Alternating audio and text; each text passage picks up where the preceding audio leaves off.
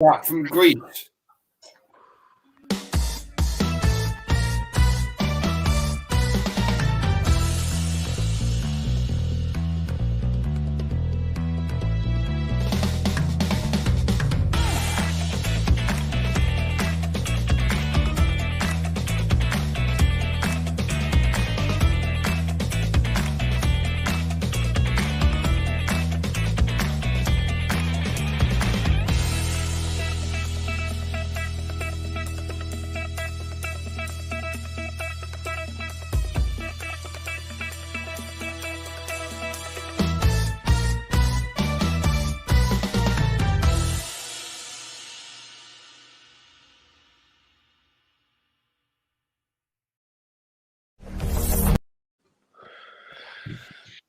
Evening, guys. Welcome to Football with Brownie.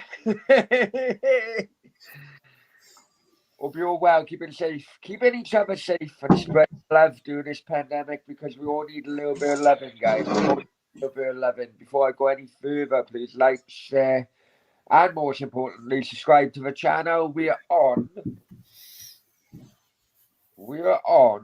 Is it 818? I think. Check up on it, Dave. Is it 818 on the subs? So if so, it was 8:28, wasn't it? Sorry.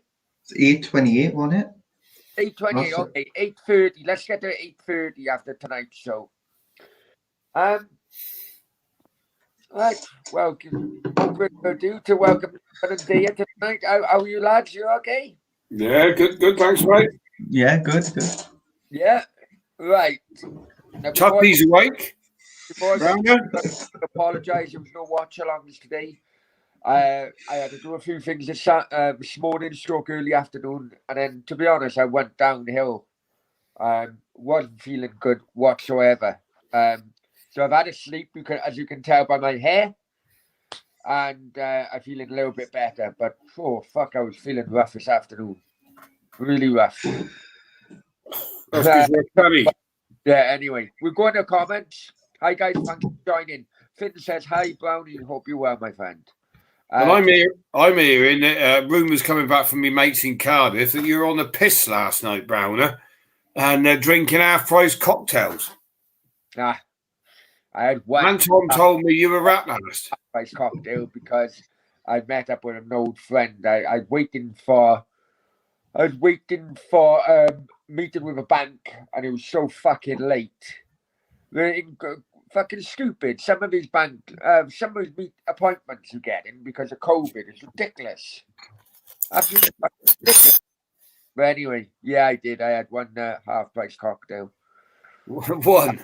To be honest, the cocktail actually was espresso martini, so it woke me up for the remainder of the day. Stefan says, hello, Brownie. Hi, Stefan. Hope you're well. Maximus, Wales. Completely agree. Great performance by Wales. Absolutely fucking shocking miss by Gareth. We'll get round to that. Maximus, I bet you all a tenner, Brownie will be late. Maximus, you owe everybody a tenner now. You have my PayPal details. It's on the description. Maximus says, Bill Genius from the last corner. Yeah, it was. Yeah, shocking penalty. He's always late. Too much being in the sun. I wasn't tonight, my friend. In fact, we were all we were all in the back in a green room quite early. I was impressed. How they let him second time never. No, we'll go down as a kind of iconic moment. Is Brownie on the loo again? No, Louis team. Hi mate, hope you're well. Jeez, quite a few in the chat today. Well done, guys. Wilbert, hello Brownie up the Wales. Come with your birth, Matthew. Stefan, well done, mate. Your boys done well. Congrats. Coco Lemons, how's it going? Rambo 2-0. Jamie, I'm doing well. Hope you are too, dear. Mr. Bundle, what's cooking, Brownie? Guys, who cares he misses? We fucking won. Absolutely, Matthew. But we will talk about it. It was part of the game. And Callum, yo, Wales. Reckon there's quite a few in the chat today, so thanks a lot. But to add a bit of fun to the chat, the guys know. I feel rough, and before the game, I was hoping I'd watch a game. And my mum said, "Oh, do you want any beer? Yeah, what beers do you want? I don't know what you drink these days." I said, "Oh, just I couldn't be asked, to be honest. Even answering a, lover. Do you know what I mean? I was so stressed with everything. I just said, "Oh, just get me anything. Just get me anything." She only come back with the worst bloody beer, the worst lager I've ever had in fucking 20 years. Carlin. Sorry, I don't want no product placement of Carlin. This show is way too good for that kind of product placement. Arsenal, Mr. Arsenal podcast, Rambo. Hi Ryan, hope you're well. From a Scotland fan. Right. Where do we start? Do we start with the earlier game? Or do we go straight into the Wales game? Or do we go into the Italy game? Daya, what you choose? Well, we got to go Wales first, didn't we? Definitely got to go Wales game. You're very amateur with this YouTube lark, innit? We got 17 people watching, and Wales should be last. They can fucking watch all the show, then, can't No. But no, it's the most important game of the day, I thought. Yeah. I thought Wales played way above, better than they did against Switzerland. I thought they'd done everything right. They provided an entertaining game as well for the neutrals fans like myself. And fair play to them. Bell missed a penalty. You never expect that, would you? But all the best miss sometimes or later, mate, don't they?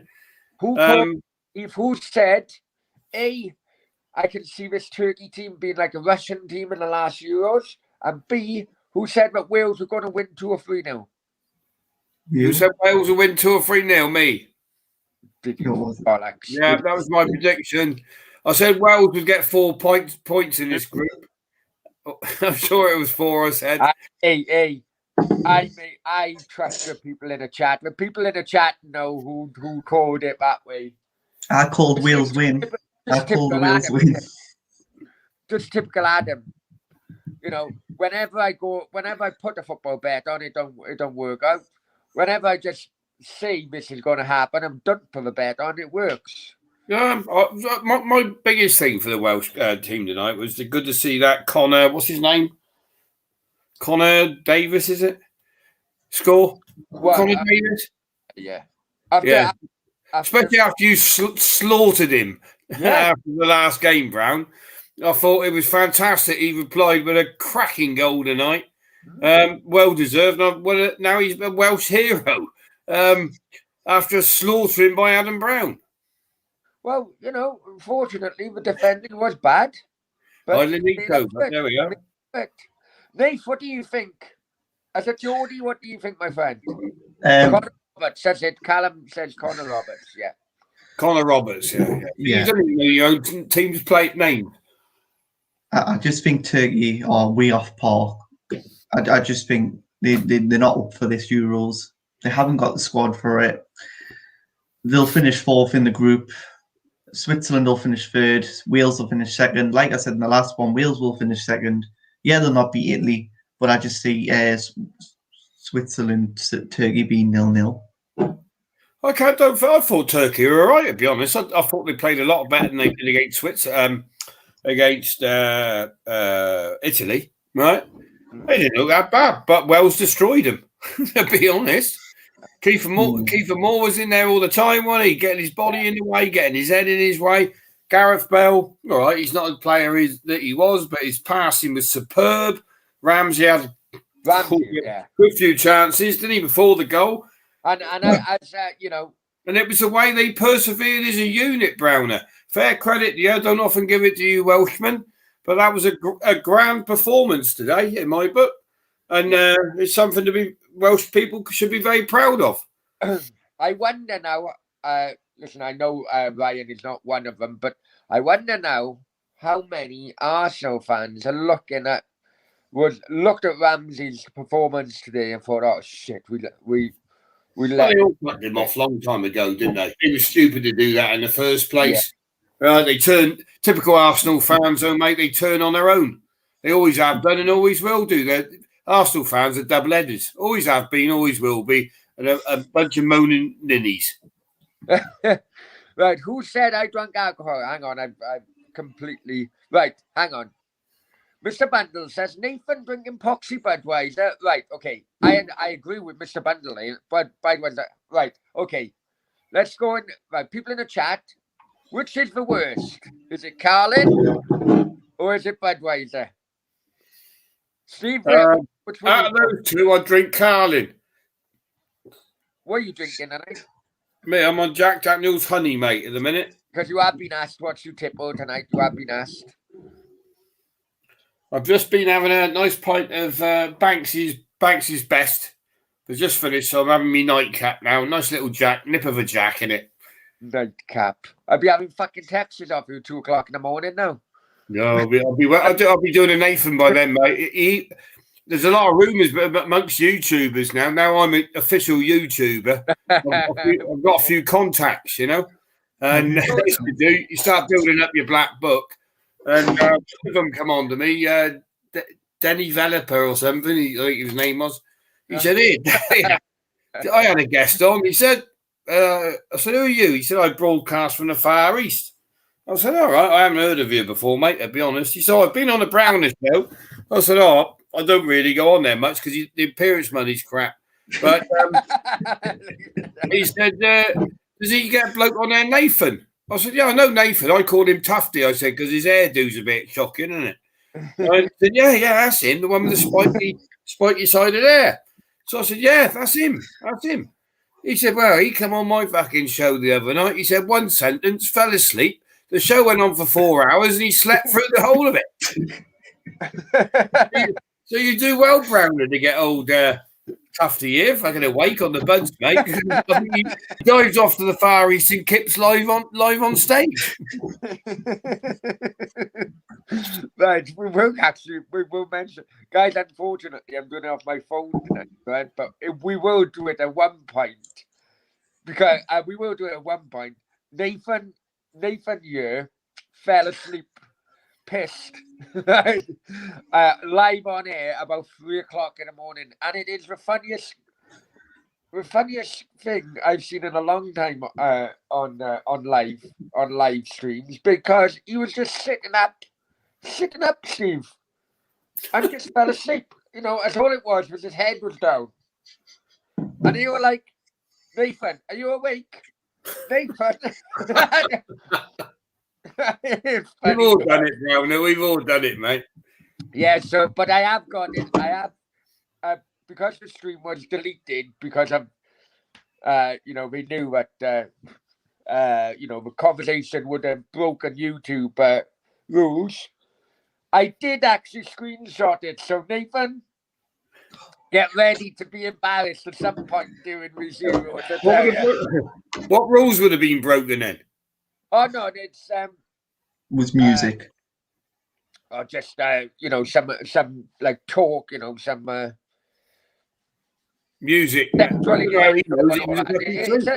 a real good chat, a real good conversation, really. But when it goes into certain areas of conversation, because everyone has had a few beers, it could easily bring out the complaints. Let's just say, and YouTube would easily act. Would you agree with me on that, Nate? I'm trying to be fucking nice.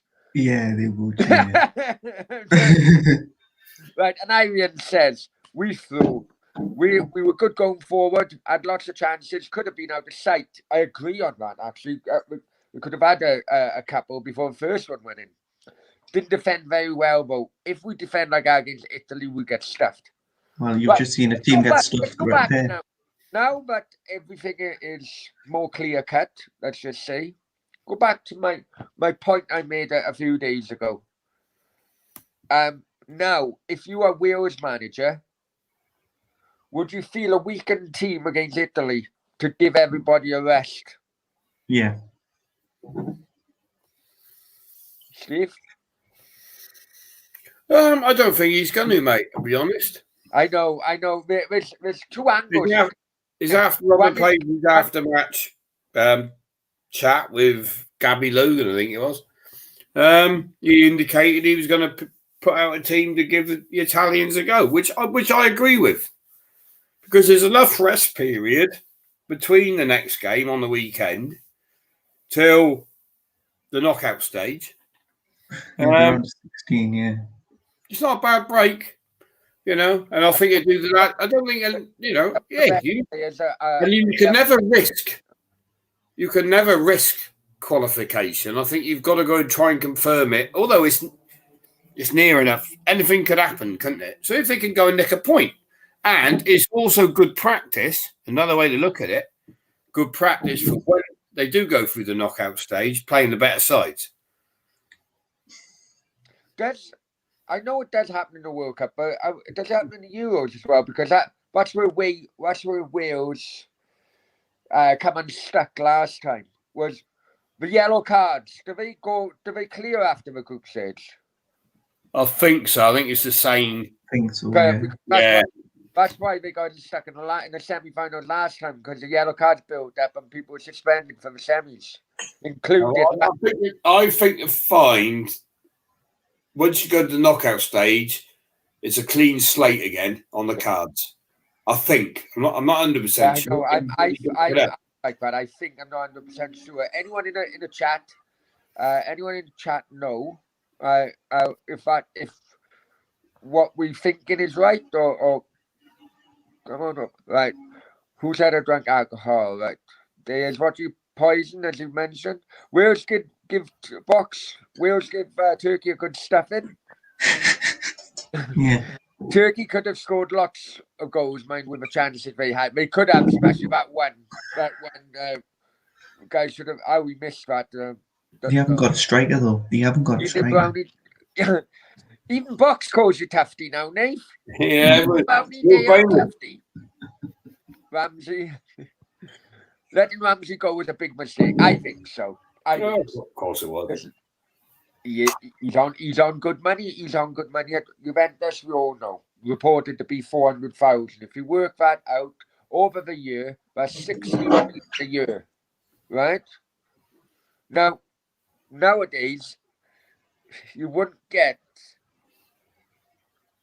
You'd have to spend a lot more than 16 million to replace someone like Ramsey in the middle of a park, and now Arsenal are struggling in getting one of those players would link up the midfield to two of the strikers, wouldn't it?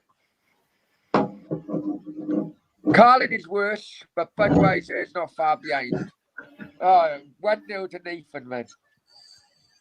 Nah, Ramsey's massively overrated. Brilliant on his day, but when it comes injury prone, yeah. Very injury prone. He plays crap for months.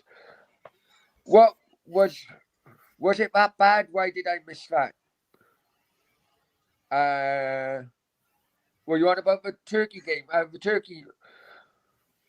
The Turkey miss, was it? In which I mentioned, I think. Steve, did you see that Turkey miss? That it was literally from a few yards out, actually. Yeah, but it happens. It happens, mate. And Ivan says, it all depends on how third place table is looking by Sunday. Good point. If we already through, then it's pointless risking them getting injured. Yeah, and as we just mentioned about, in likes of Ramsey's injury record. You've got a lot of deals. Otherwise, play best team, get over the line. Too injury prone. Injured more than he bloody played. Wow. But, we know Ramsey or didn't know Ramsey quite personally, dear. So, how do you think of Ramsey household? Know him very well. What do I think, Mark? How do you think the Ramsey household is tonight? Oh, they'll be ecstatic, mate. His mum's a lovely woman. I know his mum very well. A Welsh-speaking family, very grounded, very down to earth, and so's Ramsey himself. So I wish him all the best. By the Arsenal fans, I think they've always been too critical of him, and they were stupid to let him go. And when they wanted to keep him at the end, but it's too late, wasn't it? Yeah, he made his mind up, So you know, it's a shame really that he went to Juventus, but you. I mean, But when it comes to money wise, you can't blame him, can you? no, exactly. Who's going to turn that down? What's I going to say? Oh yeah, big shout out to I woke up about half hour ago or something. Thank you to everyone with the congratulations messages. I've had Tay Phelan, John Burridge, Graham Kavanagh, all of them coming at me. So thank you all. Summer Hunter as well. Yeah. Coming at you for what? No, just sending congratulations to Wales messages. Right, yeah. Fair play. Also had John Budgie Burridge ring me at 4 o'clock last night. No surprise there. No, but never give Budgie your phone number. You know what happens after that. No, but even at that time, it was a welcome phone call because he's just crazy. He's just funny. Right. So, what else? Do you want to talk about the penalty? We have to talk about the penalty, don't we? Well, I don't think there's anything to talk. I tell you what, which I thought, which showed that Bale was world class, right? Taking a penalty, right, is probably like bowling in cricket, right? Right. A good bowler can bowl hundreds and hundreds of overs, but he'll have a bad ball. Yeah. And have a wide or whatever, and it normally comes at the wrong time. Yeah? Gareth Bale has scored fucking thousands of penalties over his football career. Yeah. Big final. Hey, 2000 Championship. there was a thing I did notice that personally, it looked like to me, if you watch maybe watch the highlights, it's a very long time before he's positioned to kick the ball to the whistle blows.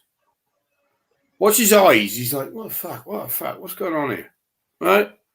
And so the longer you've got time to think about it, the more chance you're going to make a miss.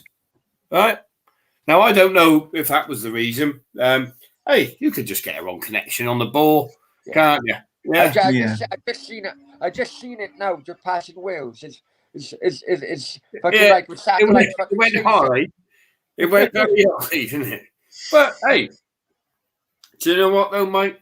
Credit to the bloke, and he gets a lot of abuse for all the wrong reasons in my book. He came back from that penalty miss. Yeah. His head didn't fucking drop, did it? He showed his heart. He showed the world his passion, and he showed the world his ability. And he went on and took the game on, didn't he? Hey? If I'm honest with you, and bearing in mind I have lived through the Joe Jordan handball, the Paul Borden penalty, so I know just how much luck. I know just how much luck Wales don't have over the years. I witnessed it myself, right? And I thought, if Turkey score here, Wales would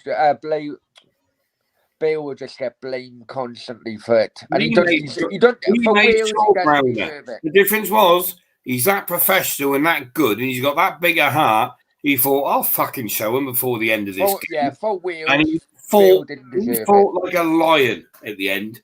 Not that he didn't fight like a well through the game, but he fought like an absolute lion at the end after that penalty miss. And when Robbie Savage was saying, keep it in the corner, Bell was going, no, fuck it, what's this? Bang, bang, bang, back on net. Yeah, that was really intelligent play, that was. Really. And Ivan says, overall, 50% of Ramsey's games, he's been class up. You have a 50%. And he's here, Steve, the most professional day. Hello, Randy. You right, mate? I just woke up and Wales did win. Did Wales win? Yeah, they won 2-0, my friend. Steve, I'm your number one fan, he says. Well done, Randy. Nice to hear, mate. No, Randy. No, in my Hall of Fame. Randy, you misspelled it. You should say, Steve, I'm your only fan. That's what it should say. No. Don't take the piss, Brownie. I try not to challenge your show. I'm on 18 subscribers now. I've only made 2 broadcasts, right? To be honest, I don't get the time, but when I do get them, to get the time, they're explosive. And they pull in the punters, mate, right? I don't have to advertise. I don't do any of this. Sub here, ask for this, beg for that. Pay me if you can. Hey, hang on. My crypto channel, Crypto with Brownie, by the way. That's almost more subs than you. I don't go by subs. I go by quality anyway. Anyway, I'll leave Randy, my agent, to discuss that point. Right. Let's go on. The Russian game. Did you watch the Russian game, guys? I didn't watch that, mate. That was the earlier game, wasn't it? I didn't watch that. Was that the first game, Finland, Russia, was it? Yeah, it was, yeah. I didn't know there was no to be honest. Finland had a few chances. Finland should have scored. They had an offside goal, which I thought was in, but it was offside. Russia then scored, and Russia played really well. I think Russia was a better team. So you had 1-1, was it? No, 1-0 Russia. Oh, 1-0 Russia. But Russia being Russia, I don't know why it is. The older guys in the chat will know what I'm getting at by you. Steve, you definitely know because you're older. But why is it with Russian goals? What is it, Steve? Right, with Russian goals hit from outside of the area. It was a good goal. Over the years, really good goal. I think what it is. You had Rats, Belanov, Zagarov, all them. Yeah, but you know what happens in Russia, right? Oh. The government say, if you lose this, we're going to take you out and shoot you. Hang on. Hey, the last thing I need now is bloody KGB. Yeah, you might get an umbrella in the hill, mate. You know? they've been round here recently, down Salisbury, so I'm sure they can find their way to Murphy-Tinsville. Was I going? Yeah, I've already ended with Sasha, e.g. Mrs. Putin. So the last thing I want is issues with bloody Mr. Putin with your accusations. They do have a reputation from shooting outside the box. Over the years, they've hit some goals from outside. This wasn't as good as previous outside of the area goals they've had, but it weren't a bad one. Still a really good goal, check back on his other foot. Talking of Russia, Brownie, have you ever been to Russia, Brownie? I've ever been, yeah, I have, yeah. When did you go? Last time I went was... When last time I went? 2003. What was that for? My girlfriend was Latvian. So, all right. So we went to Moscow for a weekend, really. Yeah, I've been a couple of times, but you get on those. Have you ever flown Aeroflot? Yeah, absolutely shit myself. Fucking hell, they're flown by ex-military pilots, aren't they? I done Aeroflot from Moscow. Right, there's a couple of stories now. I done it because you have to have some standards on the flights within Europe, right? So me and a friend went Aeroflot from London to Moscow to Thailand, Bangkok, right? Right. Russia, the London to Russia one wasn't bad, no worries at all, because you have all the European standards in which every flight has to abide by. The Moscow to Bangkok was very, very questionable. Very questionable. We take off. Well, just before we take off, right? One person, the other side of the plane, called the air steward and said that the seatbelt doesn't work. So the air steward then extended the seatbelt and basically done a double knot in it. Right? And also, they overbooked on a flight. So there were two people. Who didn't have who didn't have any seats as they got on the plane. And you know, like them small fishing chairs. You know, small fishing, the fold up fishing chairs. Yeah. We had two of them. They got two of them from the back, and they folded them up and stuck them in the aisle.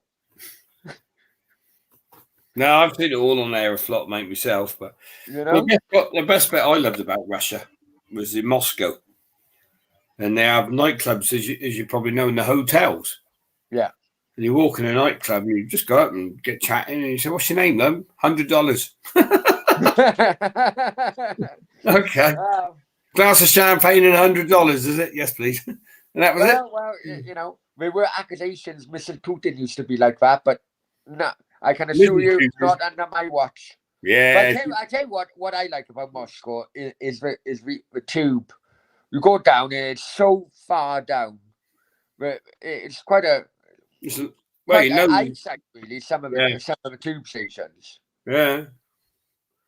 But, so I don't know. So basically, Steve, you were saying, in hindsight, you were saying Russia hit loads of goals from outside the area because they injected themselves with some drug. No, I didn't say that. To give them a confidence. To give them a confidence in doing if you get nothing else, we shoot you and start with a new squad. Well, Russia's in the house. I'm hearing voices in my head. Unfortunately, I always hear voices in my head. It's normally where phone fucking constantly goes when Steve Dyer is fucking ringing me. Excuse me. Should we look at phone now? No, not today. No. I've had fucking 15 calls. I'm trying to run my business during the day, and all I got is fucking Browner on the phone. You're coming on the show tonight. Can you be a reference for this? Can you be a reference for that? Fuck now. And you still don't pay me an appearance fee. And then he's bragging about all these donations he gets. Stefan said Brownie's on Putin's hit list. I'm sure I am now. Steve, I'm good. Randy said, Steve, I'm good. Has Brownie increased your wages? Fucking still hell, zero. Brownie is still zero. Hey, hang on. I should have read some of these comments before I put them on the screen. Well, he wasn't watching Cardiff in Europe, was it, Brownie? Hey, Cardiff have beaten Real Madrid in Europe.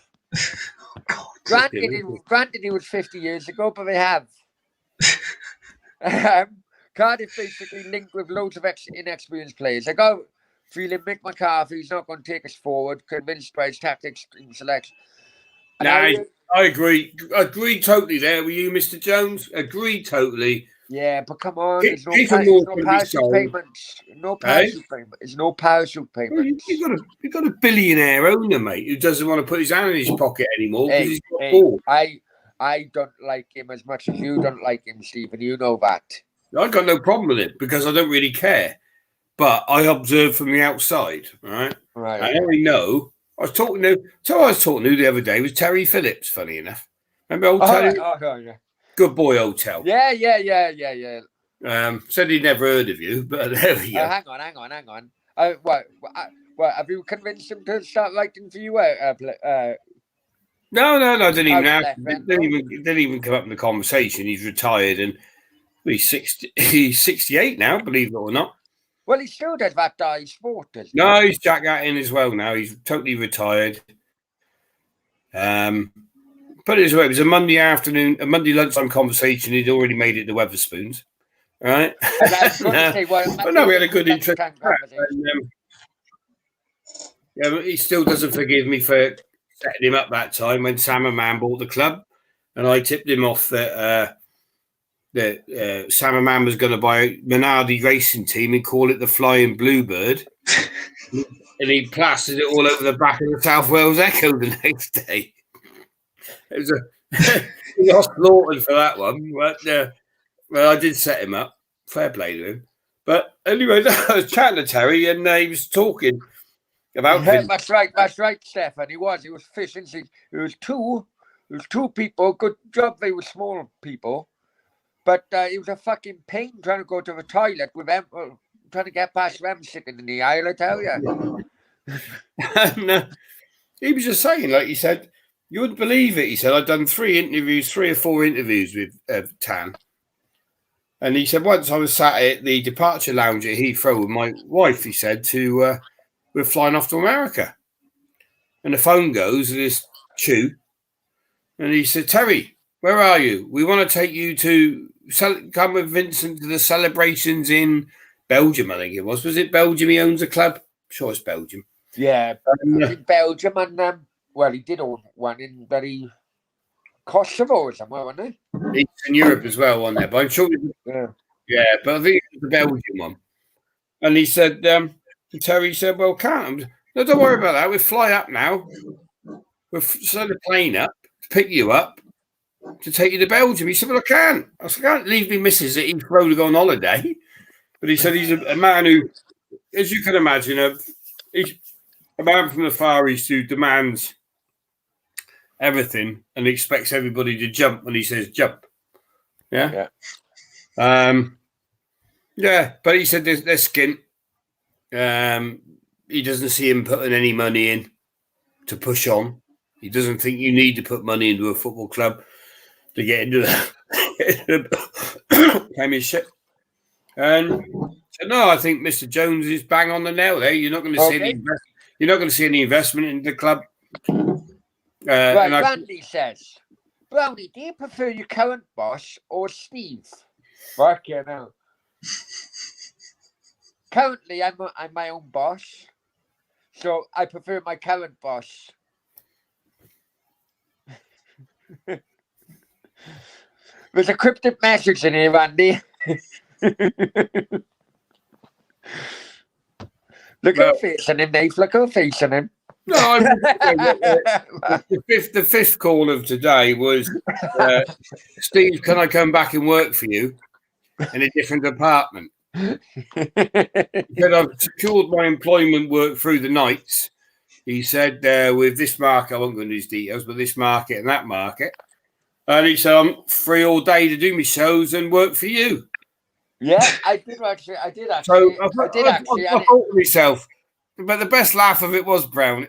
Listen to this, right? He's the man who pays no appearance fees whatsoever, then asks for a 50-50 split on the profits. Hang on a minute. I'm the fucking boss. He's the employee and he wants to go 50-50. I forgot about that. Yeah.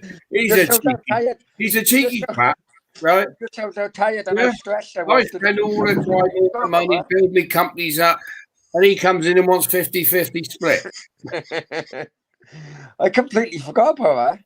I'm honestly so stressed and tired and everything. I forgot about that phone call.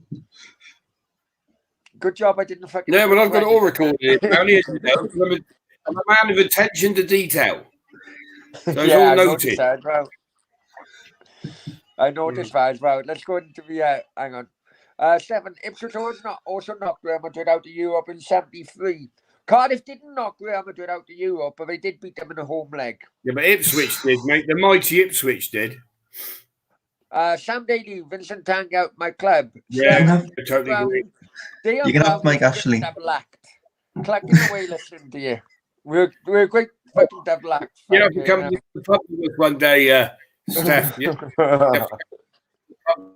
Thank you now. Might you spill all the beer over you first. No, I'll be honest with you, right? When you go to a pub with Dia, right, it's always a risk on my part. And I tell you why it's a risk on my part.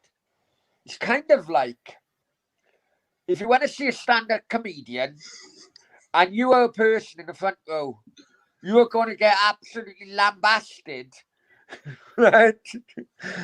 From the start of the show to finish. And yeah, so you get everyone else in the bar laughing at you, your either appearance, your mannerisms. No comment. He's done a trick on you and you don't know. No comment on that one. No comment. Move on. Let's talk football. Sam Daly, change the subject. Change of subject.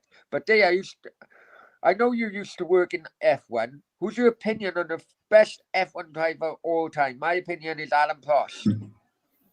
That's a good shout, Alan Prost. It comes down to opinions. The trouble is, you only really get to see a driver when you're actually working for that team, if you know what I mean. Right? In general, you see what they do and whatever. And I would go on that question. I would say Senna was better than Prost. Right? And Senna was class in my opinion. Right? But when you see, sometimes it depends. As you know, obviously, it depends on the car and the setup of the team. And drivers with no fear, shall we say, the best driver that I ever worked for, who had no fear whatsoever and was fucking mental, to be quite honest, and was a fantastic driver. It was overtaken on the outside before any other drivers were. Was Jack Villeneuve. The man had no fear whatsoever. We'd go to Eau Rouge. He'd break the speed limits to go into the corner. Yes, he smashed the car up, but he'd still try it. He was literally on the limit of everything. You probably remember when he rammed Schumacher. Schumacher was the bully boy, wasn't he, on a circuit? Yeah. And Villeneuve took no fucking nonsense to that to win the world title. You know, Schumacher tried turning him to knock him off, and he fucking knocked him back and went on to win the race. But Villeneuve was nuts, mate, honestly. But we'd go snowboarding and stuff with him. Jock Clear was the head engineer. There'd be me, Jock, Jack, and a few others snowboarding in Canada, right? And fucking hell, the bloke would just leave you standing, mate, because snowboard, I don't know if you've ever done it, it's fucking great laugh. But I prefer skiing and snowboarding. I'm more of a I don't know why. No, this ain't in there. This is on the engine, Brownie, not a board. This is with engines in revs, mate. Right? Yeah, those machines that you race across the snow in a race. Ah, right. Okay. Yeah. You can't even fucking drive, let alone drive. Brown, I've been in a car with you. But no, Jack Villeneuve. Jack Villeneuve, he won the IndyCar Championship, which is a mean feat when you think about it. He won the Formula One Championship, which is a mean feat. You know, he was a legend, mate, to me. And I'm still in touch with him now, but he's just crazy, mate. Fucking nuts. But at your question, over all time, it's a bit like football, really, asking which driver's the best. Yeah. But it's all different eras. Schumacher was great. Senna was fantastic. Prost was fantastic. I wasn't a fan of Alan Prost, I got to be honest. But that was more driving ability, but more afterwards in the pit lane when he was working for another team to us. But I won't go into that. Nath, do you like F1 cars or hot wiring cars? Which one?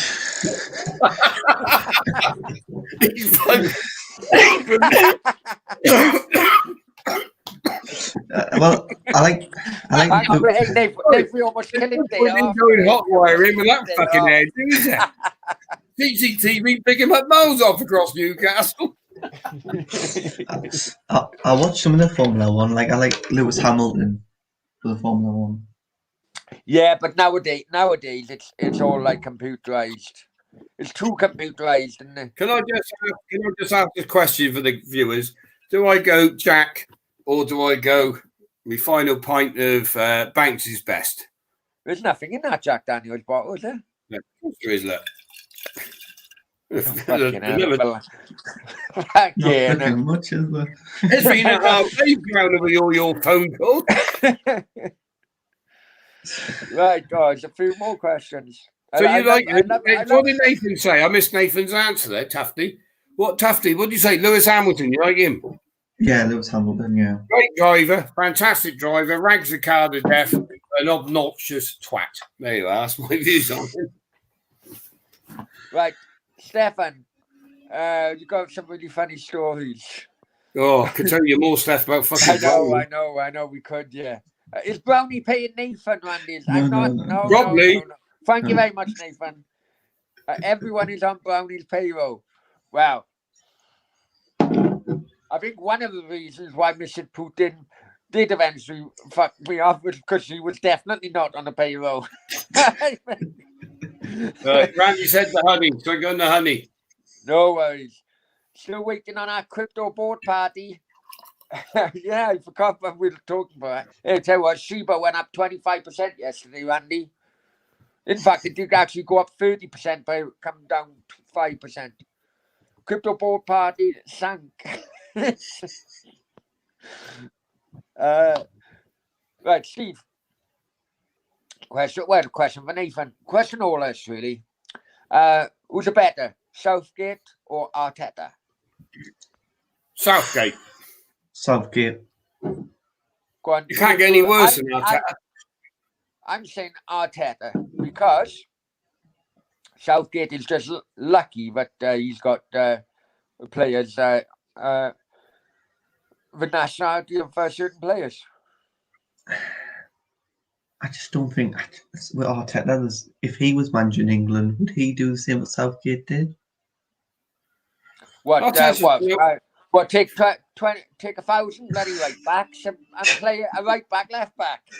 Hey, It can't be much. Half, don't get knocking yet, mate. You might be playing us in the knockout chat, son. Yeah. Southgate's not the greatest, but Arteta is the most worst football manager I've ever seen in my life, I think. Yeah, He's a friend at Arsenal. He doesn't know what to do. He changes formations weekly. Even Arsenal fans, can't wait for him to go. So that says it all, mate. He's never been a manager. He come from Man City, is assistant manager, thrown into a hot seat manager job, and he's fucking awful. So really give Southgate the Arsenal job, and let's see what Southgate did with Arsenal. Let's see what Southgate does with Arsenal. I don't think Southgate's great. I don't think Southgate would actually be a good club football manager. No, as I said on the previous, Southgate's very good at managing what he's got around him. Yeah. And Southgate's doing a good job for England because he brought those group of players through from under 17s, under 23s, all the way through to the thing. So I know for a fact Southgate doesn't call the shots. Like Margaret, the goalkeeper coach organises the defence. The other fella devises it, supervises it and that, and it's all gelled together, which is a good way of doing it. I don't think he's a club manager. But it can't happen at club. It wouldn't be able to happen at club level. No, exactly. No, exactly. Southgate, where's he be? Middlesbrough manager was hopeless, wasn't he? Yeah. Cardiff, anyway, quarters, didn't he? Cardiff, quarters that year. Yeah, but I think that was only where he's been, Middlesbrough, wasn't it? But you didn't have eight. You had a bit of money at Middlesbrough. Yeah, what? You had a bit of money at Middlesbrough. Yeah. Didn't do anything with it. No. He does not spend money, him. Stefan says Schumacher cheated. Oh! Jack retired early. He did. There's a story behind that. And he says we'll save that for the Formula One show. We'll save all that for the Formula One show on Daya's Banter. Oh, here we go. Subscribe, go on YouTube, find Daya's Banter Show. The Days Banter Show is called. And we'll be having a Formula One show. Right? We will invite Adam Brown. We won't pay him anything. He can come on if he learns more about his cars. We are going to have a show on there, and I got hopefully one of my former bosses coming on the show. So there you go. You're exclusive. You're on for Brownie. Hot Wire and comment class. To be honest, Stefan, I was waiting, and she was going on and on and on and on. I thought, but just fucking constantly think about it in your mind, because if you stop thinking about that comment, you're gonna lose it. It was talking so long before. It was one of your better ones, Brownie. You know. But then it had no S's in it. Yeah.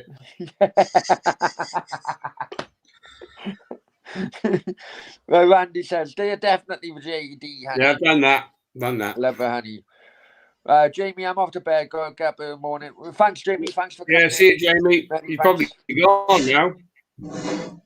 Take care, Jamie. Southgate could have said something very unfair. He's got the England team gelling. Yeah. He has. Yeah, he has. I still think it should be a starting position for Grealish. Yeah, I do as well. Will be. If you read into it, though, Grealish has been training on his own, recovering from an injury. So you're not going to throw him in the first game, are you? I think think the manager in England, fuck's sake, give me a break. Right, I want to appeal. I want to talk about this. Yeah, I do as well. I think this is a good. First of all, I need to know because I saw on Twitter knocking around. It is a definite. It's a definite. Yeah. Breaking news out of Sky Sports. Now earlier on. Let's go back to his Liverpool days and how he really angered the Everton fans by saying, we're just a small club mentality. We play fucking 11 men behind the ball, a slow club mentality. But anyone who's studied Benitez's tactics when he's been manager, especially Newcastle, he is a master of chucking 11 men behind the ball. He does the same, You can't. When he was Liverpool manager, it was a different era, right? When you're psyching out the opposition. Yeah, he's in the Liverpool hot seat at the time. Yeah. He delivered it Liverpool, to be fair to him. Not the best that they've ever seen, but he done well, didn't he? And when you're in that hot seat, you're going to say things like that. If you go back to most managers' comments, you know what it comes back to? You could go through Mourinho. You could go through Mourinho and all of them, mate. Yeah, what Mourinho said about Tottenham over you. But you know what it comes back Steve Bruce about Newcastle. Yeah, exactly. But you know what it comes back to, Steve? Fans wouldn't say that, but it does come back to players and managers treating football just as a job. Yeah. And also mercenary mindset. No, I don't think so.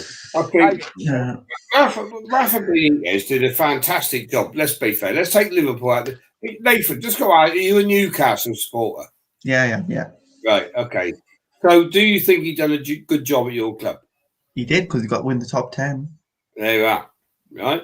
And that's with lowly Newcastle, right? Who haven't been in the ranks of football for fucking years, have they? Right? Number two, yeah? Have you had a better manager since? No? No. No. How about Mr. Kebab? He's done a good job. Oh, please tell me you're joking. Please tell me you're joking. Right, but the thing is with Benitez. I'd rather play Benitez tactics than Kebab tactics. But Benitez is a mercenary. Let's be honest. He is. I'm going to call him out. I don't think so. I don't. Listen, Browner. He goes to China. There's no bigger mercenary. Apparently, he loved Newcastle, but he went to China. Yeah, because would you work under Mike Ashley?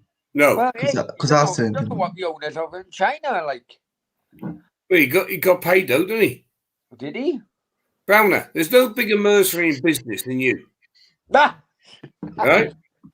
Well, it's Rafa Benitez. Let's talk about if it was Adam Brown. Adam Brown wouldn't last 5 minutes under Mike Ashley. Rafa Benitez was a hero to last under Ashley that long time, right? Until he decided to go. Now, if I was a manager, let's hang on. Don't overtalk me now, Browner. Right? I know you better than everybody. Your pedigree. Multi-million-pound contract comes in for you to go to China. No opportunities at the time for you in the Premier League. You take it. You live on the outskirts of Liverpool. Yeah. Your kids are in Liverpool schools. Happy, your family's settled. You definitely take it. Time for the money. Are you telling me Adam Brown won't turn that down? And if you'd say no, yes, I would. They're fucking bollocks. Right? No, I wouldn't. But exactly. what I wouldn't do is, be a manager of a club and then kind of like fall in love with the kind of the area, the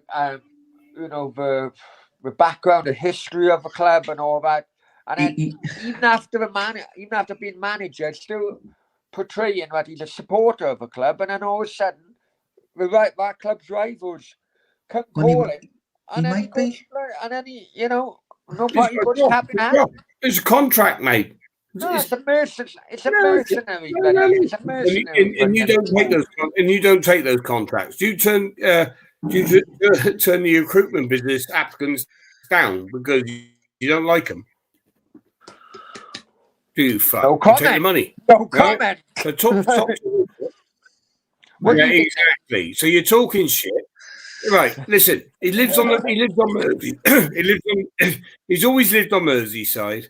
His family have always been settled there from the Liverpool days, as we all know, right? Yeah. And that's actually why he took the Newcastle job, right? Yeah. Because it was so-called up the road, apart from traveling around Europe, because his family was settled. He did a good job at Liverpool, mate. During tougher times. His tactics are really boring as well. Right, Brownie. Let's go into his career. Right. Yes, his tactics are boring, but what's he won? He's won European Cups. Istanbul, Liverpool. He come back with that. If he brings that to Everton, I'm sure the Everton fans will forgive him for being Liverpool manager. Rafa is a tactician. They're fucking idiots. I could talk about Rafa all day. I'm going to do a live stream on Rafa Benitez. I think I need to about what I think he'll do at Everton. He'll do the same. He'll get the team defensively solid. He'll do what he did at Newcastle. He'll get them up the league, maybe Champions League. If he had the money at Newcastle, he'd do the same. Yeah, no, I agree. So that's 2-0 to Dyer and Hang on, he had the money. Okay, he won the Champions League that 1 year, but the following year he finished 5th. And he had the money. That's fucking terrible finishing 5th, isn't it? Fucking awful. Well, it depends what money you get now. Callum, hi, Brownie. How are you? Tom Palmer's looking forward to the F1 show there. Yeah, I'm glad some fucker is. Can you put the link in? Steph's asking for the link in comments, Brownie, for the Day's Banter show. If you can put it in there. Yeah, bear with me a sec. Right, I'll just go off cam. Right, mate. Thank you, Brownie. He tough these. The first thing he's fucking done good all night. Well, Brownie. Yeah. I just think Rafa's good at tactician. Knows what he knows. He psychs the managers out beforehand. You don't tell them what he's going to do. Not like Steve Bruce in a press conference. Oh, Man City are really good. This, and this. You don't do that in a press conference. You've got to psych them out. Right. This is what I'm going to do. This is what I'm doing. This. I don't care about the other team. I'm doing this. I'm sticking to the plan. If it doesn't work. And in press conferences, he psychs out the other team, leaves them with guesswork. And I tell you, he used to do that as well. Not on Rafa's league level of management, but Neil Warnock. Yeah. Neil Warnock was never a creative football manager, but he'd have the team beaten in his press conference. You would, yeah. Right. Yeah, Stefan, I've done the link now. Callum, Nathan is pro on Big Rafa.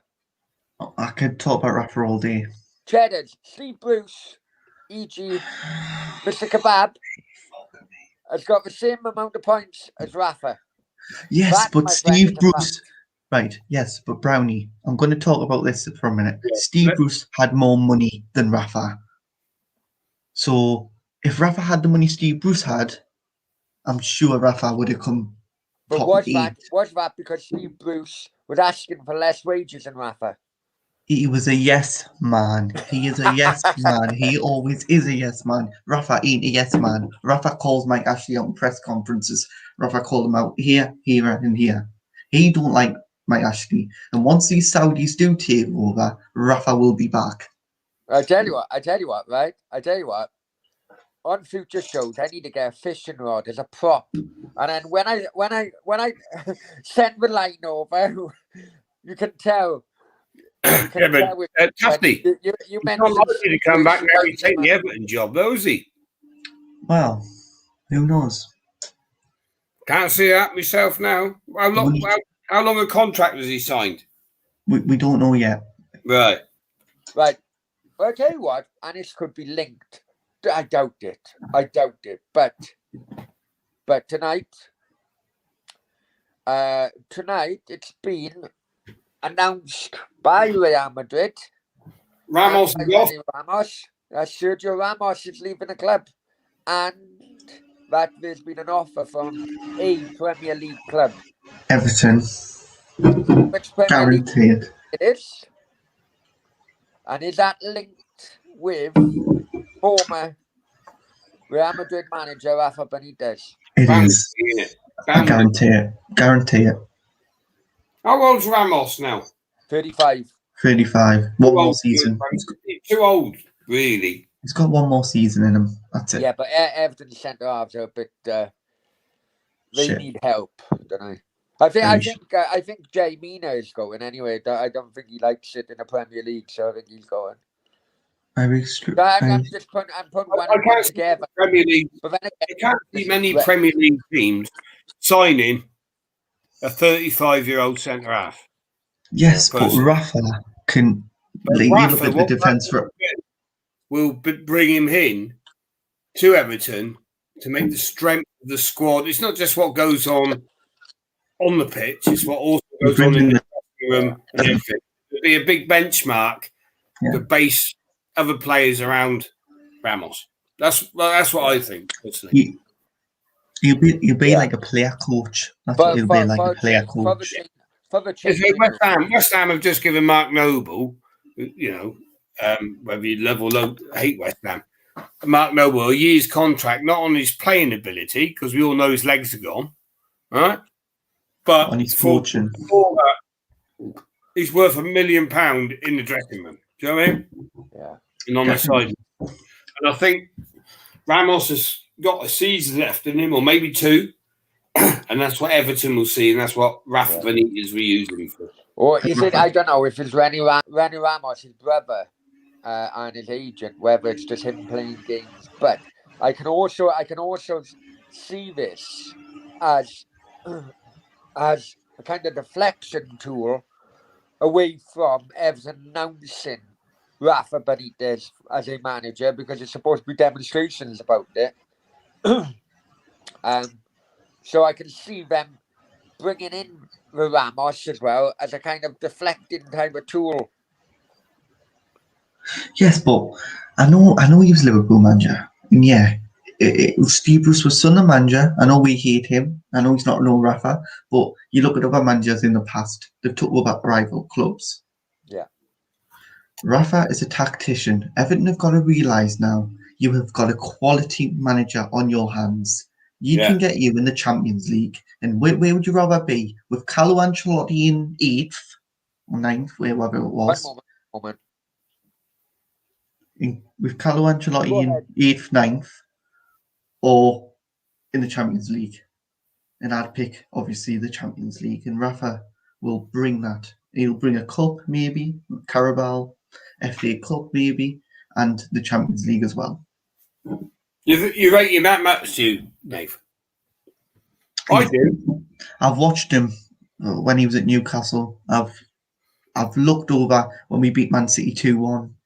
He was a tactician that we've beat teams so much, and we give Rafa loads of credit in the Northeast because he's tactician work. 5 at the back. It may be a shit tactic, but he's still got it out with the players. Jamal Lascelles was worth 80 million and was going to go to Chelsea. Do you think Everton would be able to take to the Champions League? I do, because if he gets the money, say 150 million, a starting budget, if he gets that, he'll bring in some quality players. Everton need a striker, a centre mid. Everton though. Yeah, I will. He will, because Rafa will want insurances. Like, I want this starting budget. Yeah, true. That makes sense. I want this, and this. If he doesn't get it, he'll not go. Yeah, no, good point. No. I rate him as a manager, and I got to be honest, I was calling for him to be West Ham manager not long so back when things again were going wrong for us, and he was falling out with Newcastle, and I did want him to come and be the West Ham manager, and I called, like many fans, for him to come. David Moyes, another quality manager, was Everton. Right. Yeah, really well, Everton. Guys, got can I just stop you there? Can I just stop you there for a minute? I've done 2 links in the chat. You guys know what I've done with Dave's banter. Well, I've done 3 links. The first one is Dave's banter. Second one is Crypto with Brownie, and the third one is Nathan's channel. Yes, I've hit 101 subs as well. So Yeah, no, congratulations. You got what? 101? You take the piss. I got 101 subs. Yeah. Got a fucking haircut like that, and I've got fucking 18. Come on, Tufty. Maybe we need to go to the partnership. Devon said No. Tony Ramos going to Barca. No way. But I then got again, four. he's out of contract. The thing Got is the with highest Ramos- views. Brownie, you might. Ramos, I never thought, because of his family, and he's got a big family, he's got 4 kids. He got a wife that works on Spanish TV. I never thought that Ramos would leave Spain just because of family and personal reasons. Yeah, but if Hey, you've yeah, got the but goal, when you've you've got got a the goal. family, when you've got a family and you live in Spain and you've got the opportunity to say go and live in the UK, millions like we've gone to live in Spain ourselves, Brownie, for the experience. Yeah. All right. We realised it was shit and come back.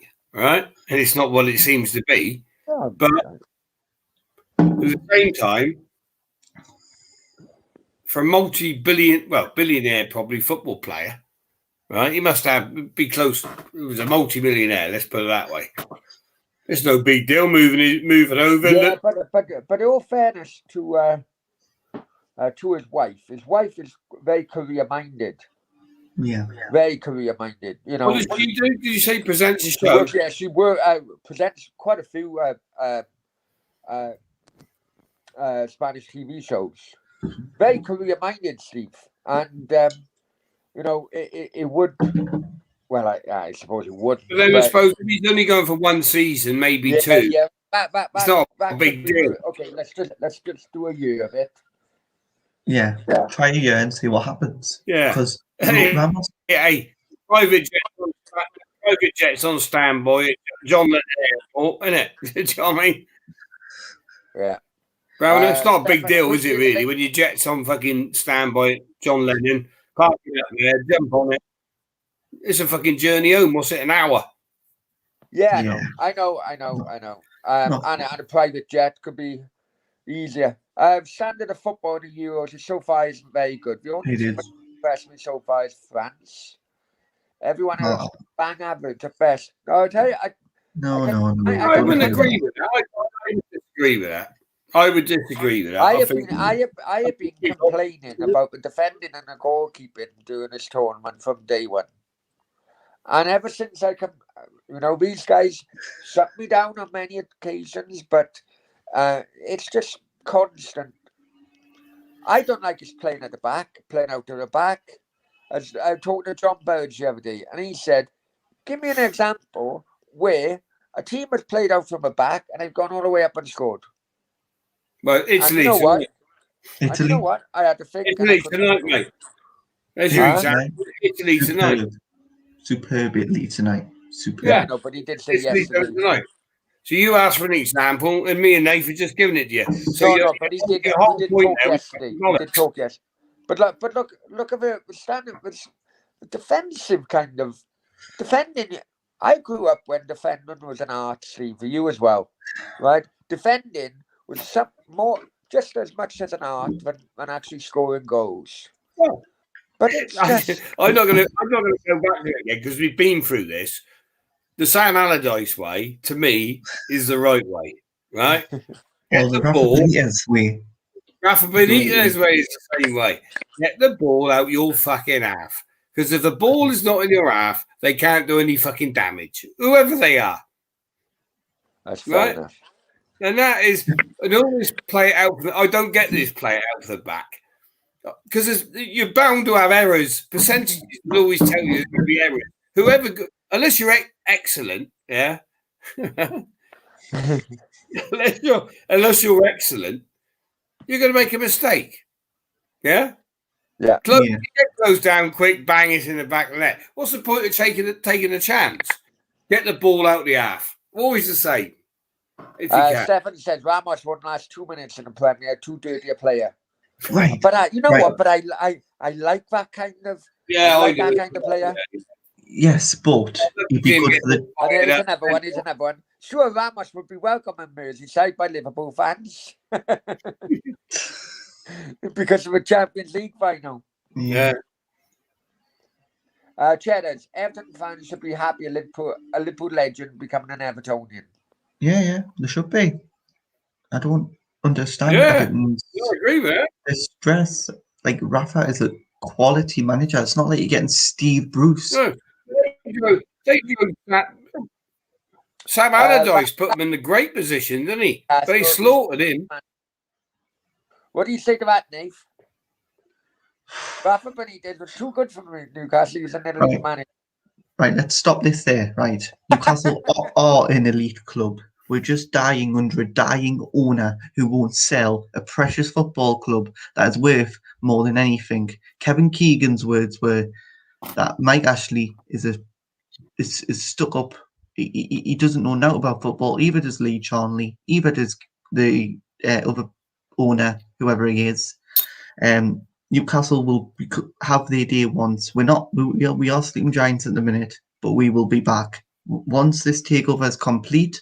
Once the Premier League get their comeuppance, we'll be back, and we will. And to hear more on Nathan's story, check out his channel.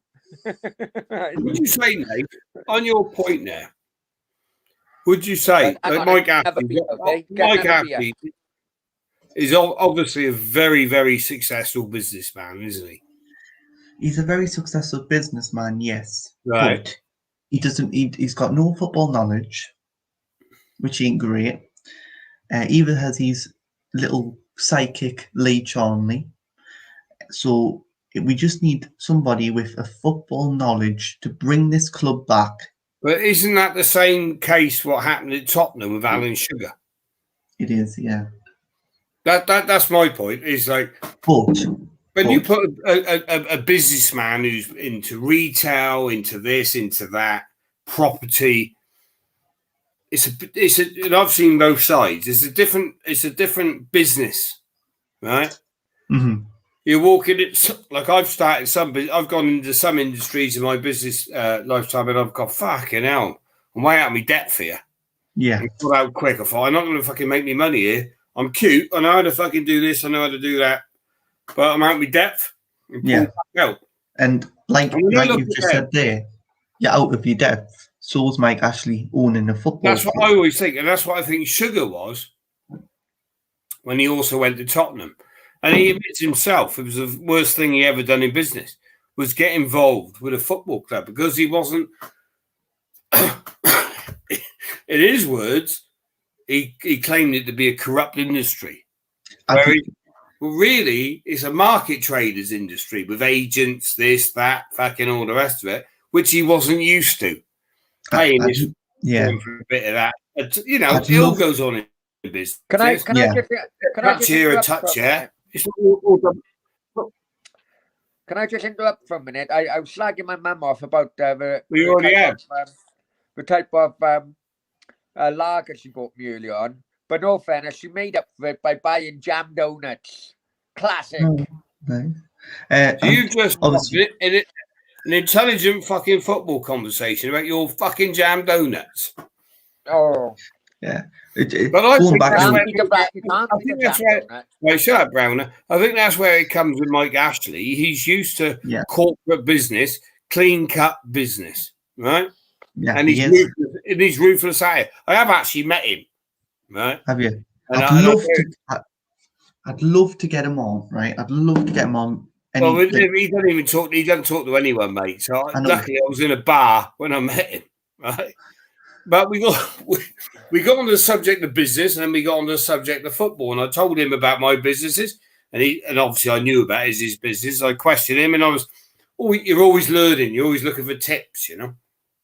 Yeah, I found him an astounding man, to be honest. So I find it hard when Newcastle fans criticise him because what he does, he runs it as a business. Yes. Right? And your average football chairman, though, doesn't run it as a business. He stopped. I wouldn't say so much a supporter. but they go loose and fast. Do you know what I mean? Yeah. But football needs, I think, to succeed in football, you've got to be a bit loose and fast. You've got to be, yeah. Crystal Palace, because he was a supporter, he ran that business with his Who? heart off his head. Who? Simon Jordan, Palace. Yeah. Oh, he's another dickhead. Don't get on to him. No, but Simon Jordan made a fortune out of mobile phones and whatever communication. He always slags Newcastle off for no reason. Apparently, he's Mike Ashley's best mate. Yeah, but he's also good on the chat on Talk Sport, isn't he? But I'll tell you, here's an example of a fantastic Mark Goldberg, Crystal Palace. Mark Goldberg was made his money in insurance, and I know him well. And he went and bought his boyhood club, Crystal Palace. Yeah. He didn't buy the ground off Ron Nodes. He bought the team. Yeah.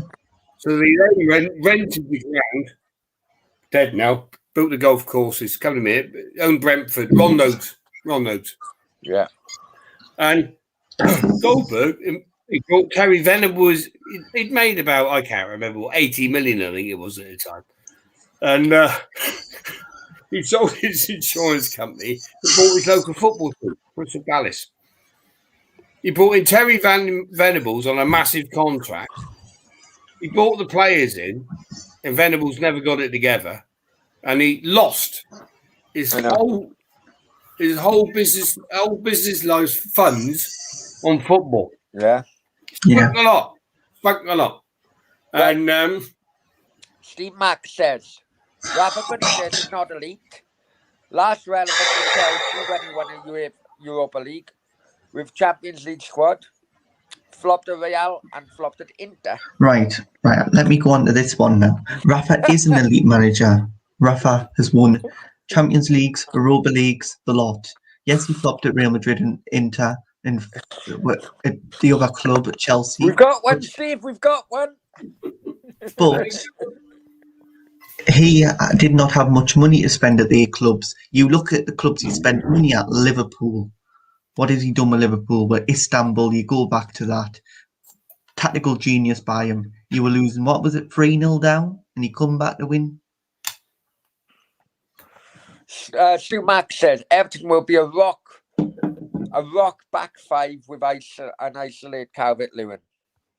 You What's won't. happened to you, Mike Brownie? Mate, yeah, I'm going to my headphones. I'm gonna I know you guys are gonna laugh, but it is right. I actually stood on my headphones, and so I'm gonna have to sort it out. Yeah. I'm gonna sort it out. Either tomorrow, day after. I haven't had time today. Didn't Sevilla offer Ramos a 5-year deal? Yes, they did. Check out the Football with Brownie previous video. Why not? That was actually not true. I've spoken to my Spanish contacts, and they said the only place they'd heard of it, the only place they'd heard of it was on Football with Brownie. No. And they called it fake news. No. Well, fake you know news. what? Your Spanish contacts didn't watch out Chikorito TV then. But half an hour before I made that video, and I clearly stated it was on El Chikorito TV, and the contract was 7 million net per year.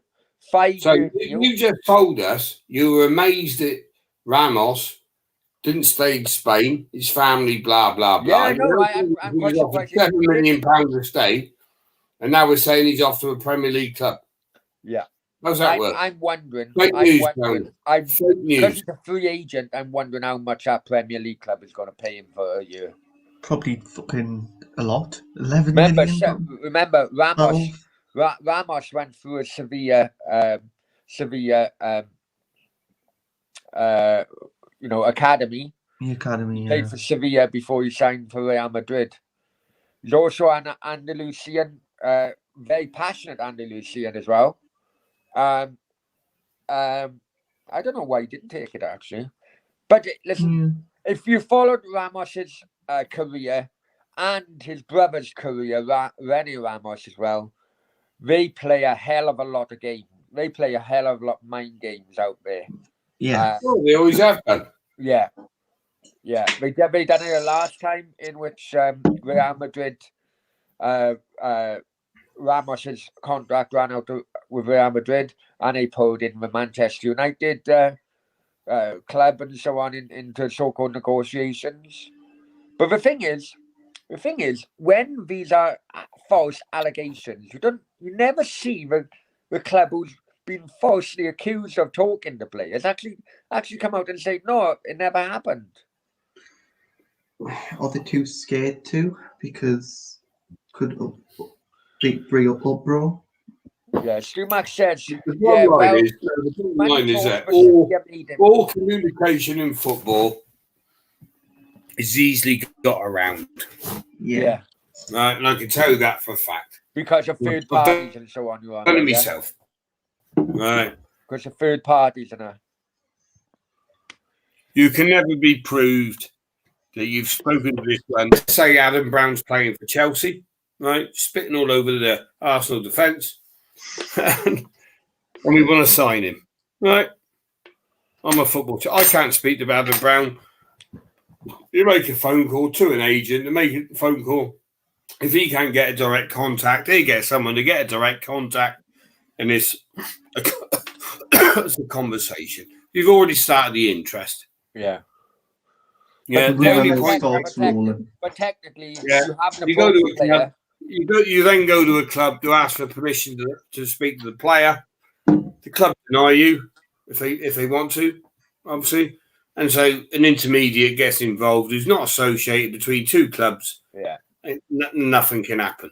You know, it's no difference as me and you talking neighbours, mate, saying, oh, neighbour Steve here, your good friend, you never met me before, whatever, blah, blah, blah. But, you know, I am fucking Real Madrid are interested in you for 400 million. Would you be up for it if the opportunity came across? And you go, yeah. And say, right, would you like to take your talks further? Yeah, okay. And then we can sort the official stuff out afterwards. Yeah, Jersey boy. All the deal is done. All the deal is done. All this permission to speak to a player is all fucking bollocks. Yeah. Right? Yeah. And then the football world will never get control of that because you'll never be able to prove it. You've got it in Jersey your... boy says no time for butch. The advice to you then, Nathan, is you're on millions of pounds contract. The advice to you then is put it in for a transfer request then. Let it rattle. Yeah. Right, and that's what they do. You go into the ball, right? You're not letting me go. I've heard, you go in and you say, and this is what players are told to do, I've heard Real Madrid are interested, right?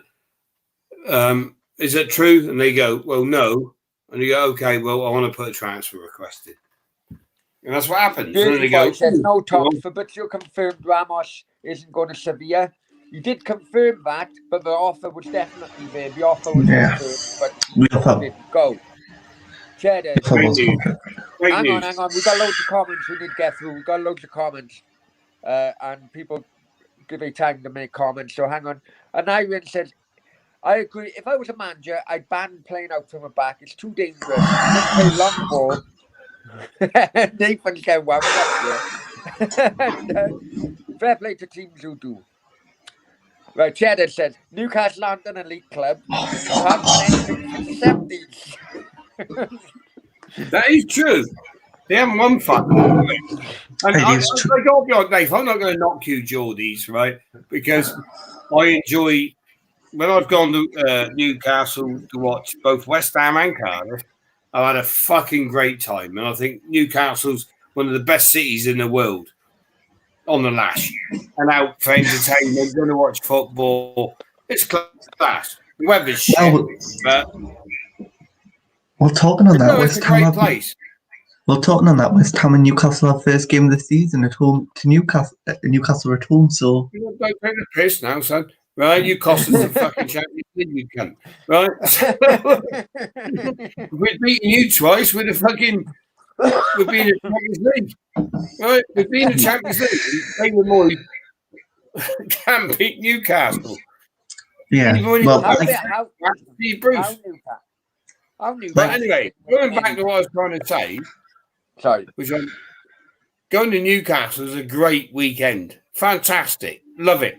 Party life, love it. You see why Andy Carroll's loves his home. Do you know what I mean? But and to be honest, I have been on a beer with Andy Carroll in Newcastle and had a fantastic weekend. Right? But that's a different story. Anyway, right?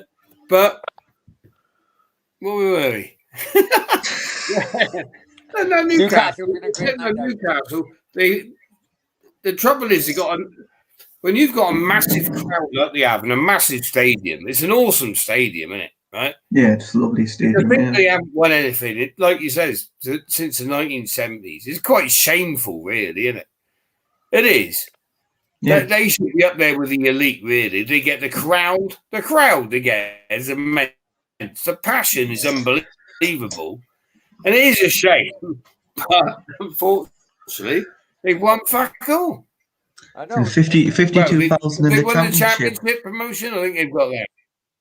52,000 as well in the championship. You don't get that. When you see a club like that, it is. You only need. Surely it only needs the right owner. The time will come. Yeah. The time will come with Newcastle. The time will come after this takeover. It will be announced. Hey, I've been saying that since 1966 when I was born about West Ham. The time will come. It still hasn't fucking come yet. No. It's getting close, but it's never fucking come. Reports coming out of two journalists today about the takeover. It's in arbitration. It should be solved by the 31st of July. So it should be solved before the season. And two journalists have said the Premier League have shown no evidence why the takeover shouldn't have went ahead. It's all political, Nate. It's all political. Stefan says we've been asleep for a long time. Tom Palmer says, seriously, boy, I'm not saying he is. I'm just wondering why if he was offered a 5-year deal at 35 years old, he should have taken, in my opinion. Yeah, I know. Yeah. Fake news, mate. Fake news. Fake news from the Football with Brownie show. It is not fake news at all. It's fake news. That was stated. That's why global. I checked into the Global 247 news desk. And I tell you what. He told me fake news. The next time, man, I will go on the laptop and then I will get the clip on when it was stated. And yeah, it was. In fact, did I state it on that video? You did, yeah. I'm sure you did. Yeah, I showed it as well, didn't I? Yeah, you did. You so clipped it. Yeah.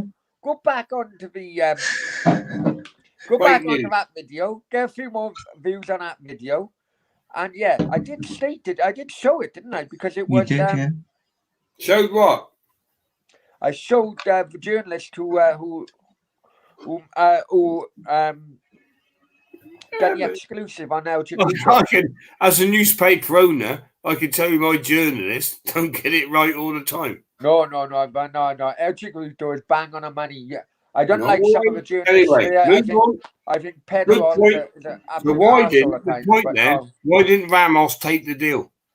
Don't know. Because he didn't want to. He wants the Premier League. Who else is on there? You don't know who. Because he's on his way to Everton. That's why. Yeah, but you don't know how much he's on. If it's 7 million.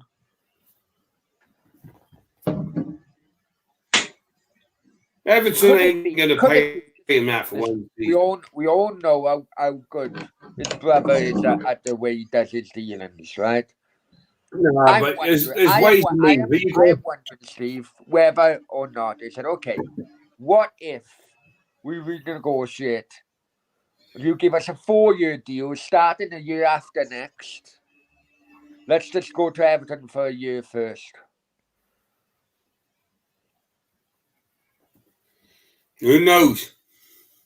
You know? So he gets the big bump a year from Everton. And then he goes to Sevilla for the 4 of the 5 years in which they offered at 7 million a year. That ain't going to happen, mate. You know, he's not going to play to 40. And if he does, he's going to be... No, it's great. No, that contract is also going into the coaching kind of element at Sevilla as well towards the end.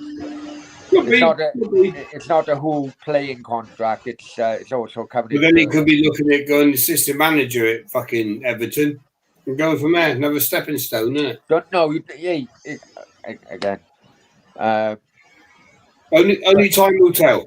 Yeah. And Iron said, fair play teams who do it properly, but lots of teams don't. I accidentally pressed the send button with I am got a clue what you're talking about. Donut watch, Stefan. Too right, I love my jam donuts. Simon showing love for himself. Simon, with the greatest in the world, Jordan. Simon Jordan, okay. I like listening to Simon Jordan, to be honest. I can't stand Jim White, but I like listening to Simon Jordan. But there's a man who blew his personal fortune on football. Oh yeah, I know. And that's why he has to talk now. Have Newcastle actually got the facilities when completing with like man's? Have Newcastle actually got the facilities to be competing with the likes of Man City and Liverpool? I think I was on about like the training ground and so on. Yeah, they have. Yeah. Yeah, we've got plans for a new training ground once this takeover is complete, and we've got new plans for a new stadium to be built as well. New stadium? New stadium.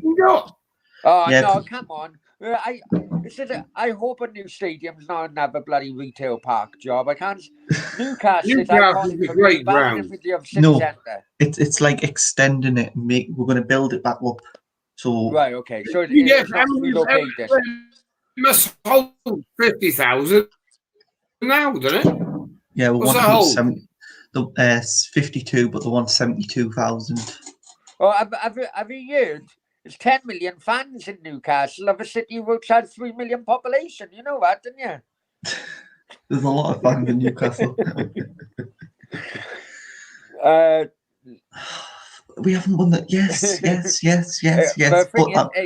The thing is, I think what we have to do in the future may do the shows later. So you have a few more Budweisers and then people in the chat can wind you up more. No, Brownie, me and you need to do a show on Rafa. Stefan, we do that show. We do that on a Data Banter show. I can get Andy Carroll on.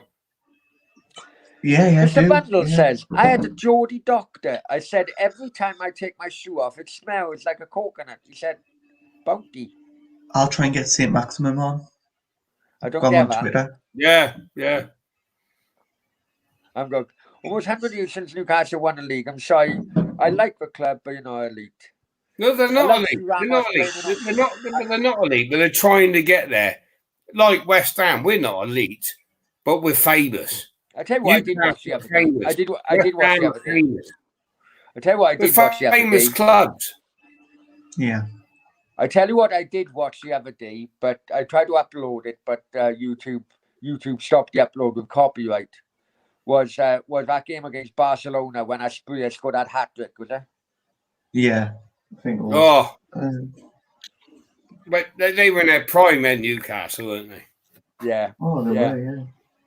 Stefan says, love to see Ramos playing an Old Firm match. So can you imagine? That would be funny, wouldn't it? But the thing is with Ramos is that he's one of them unique players which everyone would love to have at a club, but every fan of other clubs fucking hate him.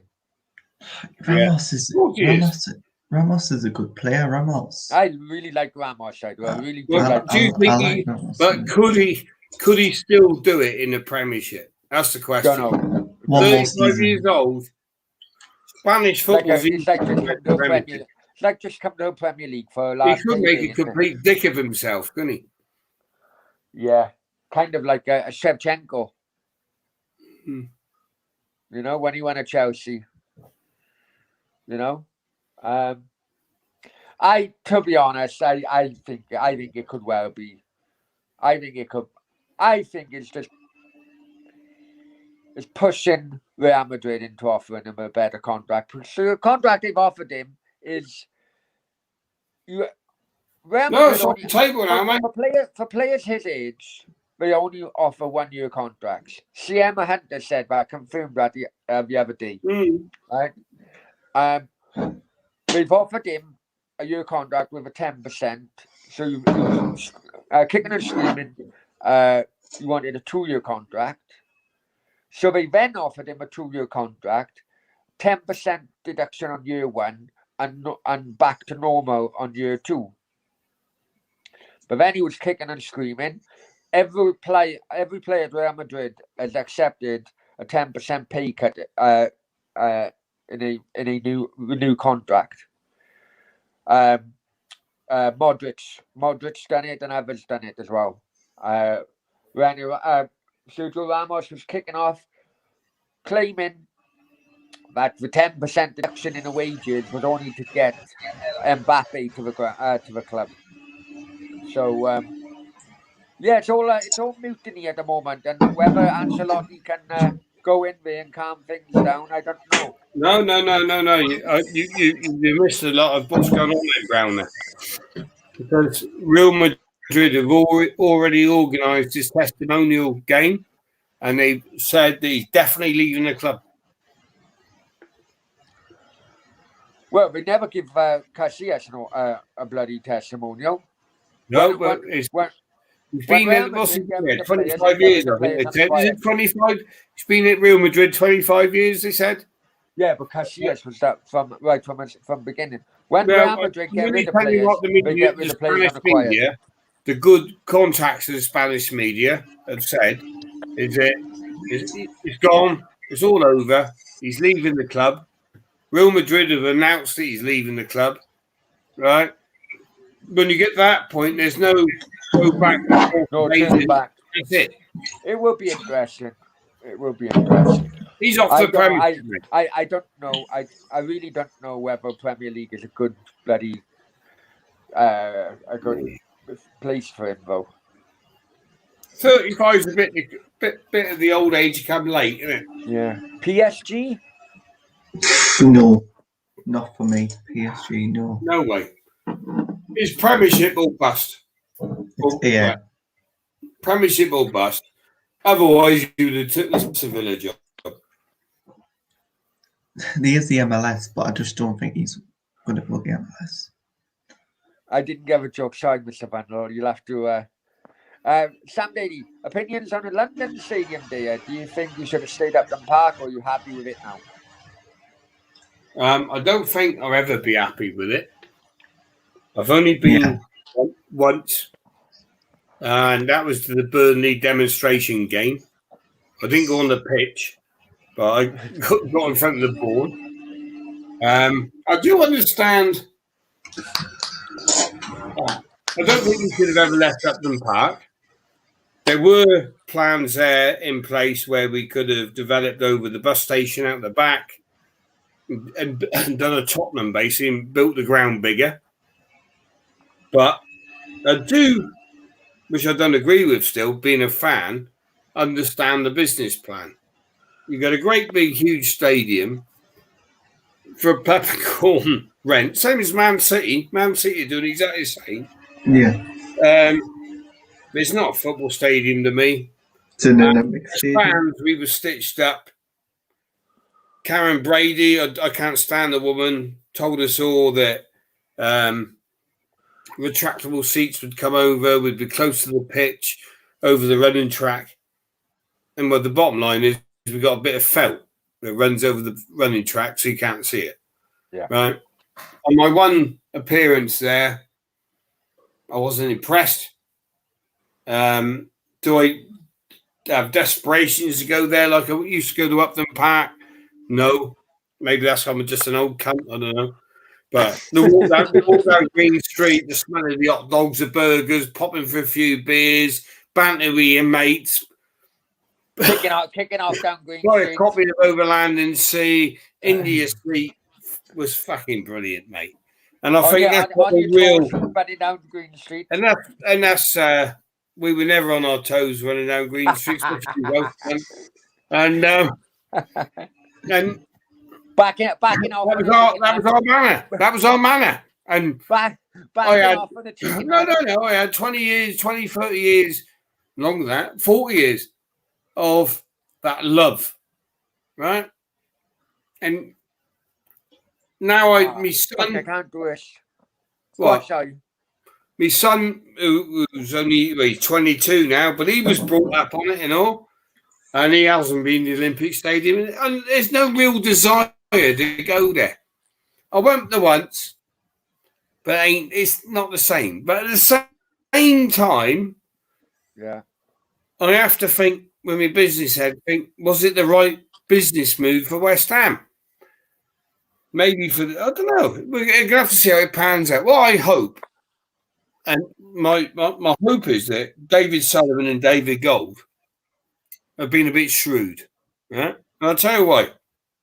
Because part of a business plan is to get that land off London Council when they do own it. Yeah. But do you think they'll ever own it? Which they both are, both in the property, that stadium is costing the government millions and millions of taxpayers' money every year. It's a white fucking elephant. If Mayor Khan wasn't in charge, any other mayor would have sold that, got rid of it, because it's loss making. Oh, hugely. And one day that's going to become a burden. And I think that's when Sullivan, being very clever businessman, which they are, I don't agree with their football motives, but the same goes back to the same thing that me and Nathan talking about, businessmen outside football, if you know what I mean. Yeah. And I think their plan is to buy the ground, make their changes to the ground, at some stage, to make it back to being basically a bigger football ground for football supporters. And then I think they've got even more on the balance sheet and an asset, and they get the ground for nothing. Don't get me wrong. When they buy that football ground off a government white elephant, you ain't going to pay a lot of money for it. You're going to pay more for it, right? And I think that is the angle they're looking at. Yeah, I agree. And they're in a position because they can't go public with that and tell supporters, can they? To appease supporters, because the whole game will be blown. Yeah. Yeah. And I think they get it for nothing, mate. I reckon they get it for fucking hell. To take the debt off the government and the taxpayer, I think they end up getting it for fuck all. Basically, near enough, really nothing, and taking it on. But I think they're going through a period where they've got to allow the government to realise how much it's fucking costing them. Yeah? Just for holding the Olympics, basically. And if you look back at Olympic Stadium around the world, that's what's happened. So that's my hope. But as a ground to the question, I fucking hate going there. I've only been there once. I have no desire to go there. I loved Upton Park. I'm glad that I had 40 years of life there, which was fantastic. And I'll miss it every Saturday. Every Saturday. There was nothing better. Picking me ladder, up we went, to the football, Upton Park, in the pub, down the bowling, up the Queens. Maybe sometimes have a ruck in the older days when I could throw a punch. And it was fantastic. It just melts my heart every time I think about it, guys. It was our home. I could have the worst week in business, right? Worst week in business. But once they got to Upton Park, that all went. You forget it all. It was all about West Ham, your home, with your mates, proper loyal mates in a compact ground, fighting the underdog. Because that's what we always did in the Premier League when we were in there, was fight the bigger teams. Yeah. Exactly. Upton Park Upton Park gained us result. You know. I remember hang on, we got comments. Stephen says Ipswich beat Johan Cruyff's Barcelona in 77. I was there. I met Johan after the game. History of a club is everything. I agree on that. It is. We have history. Newcastle do have history. It might be old history, but we still have history. London Stadium is good, so Rose at it, but not really a football ground. It's not. You look at it, and it's not a football ground at all. Because if I remember rightly, I can't remember if he's still there, but after the 92 Olympics, didn't Espanyol take over the Barcelona Olympics? It's happened a lot of times, mate. It happened at the Commonwealth but Games. hang on. We're only talking 92. Right, guys in the chat may have to help me out now. Right, we are only talking 92. I know it's okay. Call it what, 30 years ago? Yeah, yeah, 30 years. Okay, 29 years ago. Right? No, but there's no running track around Espanyol's ground now. Is it the same ground or have they moved? Do you not think that took it? Do you not think that took it just took it out the running track? Huh? Just completely took the run track out. Covered it. I don't know. Guys in the chat can help me out. I know they did take over the 1992 Barcelona Olympic Stadium. Many of you may have gone about. I haven't been to Barcelona properly for a few years now. But they took it over in 92 after the Olympics. But there's no running track around that Espanyol Stadium now. I'm just wondering if it's a different stadium. And I agree with you. I wish YouTube would get rid of limited words in the chat. It does my head, and you can't always make your point. I like that. I like that, and I went good point there. Cheddars, Gold and Sullivan own strip clubs. I reckon they have dirt on the politicians. Oh, we'll come back to that, Cheddars, when there you go, Steve. Cheddar says Golden Sullivan owns strip clubs. He reckons they have dirt on the politicians, and that's why the rent is so cheap. Yeah. You can see that. You can see that happening, can't you? You can see that. They find ways to do deals, shall we say? So hey, we get the ground for nothing. They got to be fair to them. Remember, Tottenham tried to buy it, if you remember. West Ham were going to actually going to buy it until Tottenham came in, if you remember, and also tried to buy it. And that's when the deal got done to rent it. So West Ham, Gold & Sullivan saw the opportunity to purchase it then, right back in the beginning. Sam Daly, lots of Italian Spanish clubs have converted Olympic stadiums to football grounds. Just we're not used to it in England, but I get your point. I'm just wondering, Steve, do you know? I know that Nathan's trying to find it now. I think it's been covered. Barcelona I bet you're going to say Espanyol in Spain, yeah? Yeah, they took it over, but it's no running track around that nowadays. Have they moved to a new stadium? They probably ripped it up. I don't know. We're not allowed to rip up, you see, the running track at the present time. We're not part of the deal is we don't rip up the running track. So we'll sit under that piece of fucking, well, it's now claret, artificial grass, whatever you want to call it. But if you go back and watch the video where we were all done as fans, because that was the biggest concern, playing behind the running track. All the seats were going to come over. We were, yeah. We're going to have a track. Be right by the pitch, right? Yeah. But the firm that tendered for it went bust. And West Ham could never find another firm to do it. Yeah. Apparently. Yeah. Sam Daly says, it's sad because of history and atmosphere at the park. Oh, it's class, man. It was. Brilliant, mate. Yeah. It was probably, I'm not being biased, it was probably the best football ground to go, whether you're a home fan or an away fan. Brown has been at Upton Park with Cardiff. I've met him up there. And he's been shitting his pants, to be honest, but he's with me, so he's all right, if you get me drift, because we all know, how football works outside the ground. Right? But Millwall used to come and try and take it, and all the youngsters of today don't realise what really went on. But what we had to go through to watch 90 minutes of football. Yeah, but teams become in fear, and I thought that was even some of the most famous hooligans of football have said we're scared to death going to West Ham. And there was a reason for it, because you're going into an area of of iron workers. That's where it all comes from. Yeah. Who used to, obviously Millwall were dockers, right?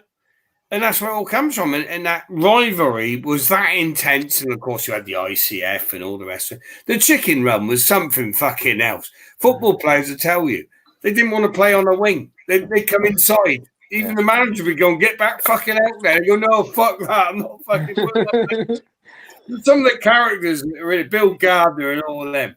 When I was a kid, I used to go to the chicken run, and he's older than me. But Bill Gardner was a fucking nutcase, right? Lovely gentleman, really. You had your gas pennants and all them, but Bill Gardner was the real one, you know? Okay. And he'd fucking be bored. He just had to give an order. And everybody listening would be over the fence playing. Right? Imagine playing. You just hit up the park to play football, and you got fuck you, fucking wanker, come on, you come to kill you. The players, you used to watch him go into the midfield. Didn't want to play on the wing. He's the manager. Get back out on the wing. They don't fuck that. 7 says, yeah. One of the deals with West Ham on the Olympic Stadium was that it maintained the athletics aspect of the ground. Yeah. In case they need it for another. I think that was in return for cheap rent. It's all in the contract, so they have to keep that to get I think they pay $2 million a year for that size stadium. I mean, they're filling, and they fill it up with 60,000 fans every week. I can't believe a Jack Bastard had helped me out on my question. But in all fairness, he said Espanyol moved to a new stadium, opened up in 2009. So, what? Yeah, but what's that? Is the Olympic Stadium still up then, or is it not back down? I don't think so. It's gone. I'm sure Espanyol went to the Olympic Athletic Stadium. It was built. Yeah. Well, 92 they had the Olympics. So yeah. But what he's saying here is that they moved to a new stadium, opened it in 2009. Maybe you did. I'm trying to find out if it's still there. You know what? I'm going to do a video on it, and I'm going to compare the Yeah, Sam says it. Not the same stadium, I don't think. I've been there not long though. It's still an athletic stadium. Okay. Oh, it was renamed. West Ham owned Upton Park. Don't own the stadium.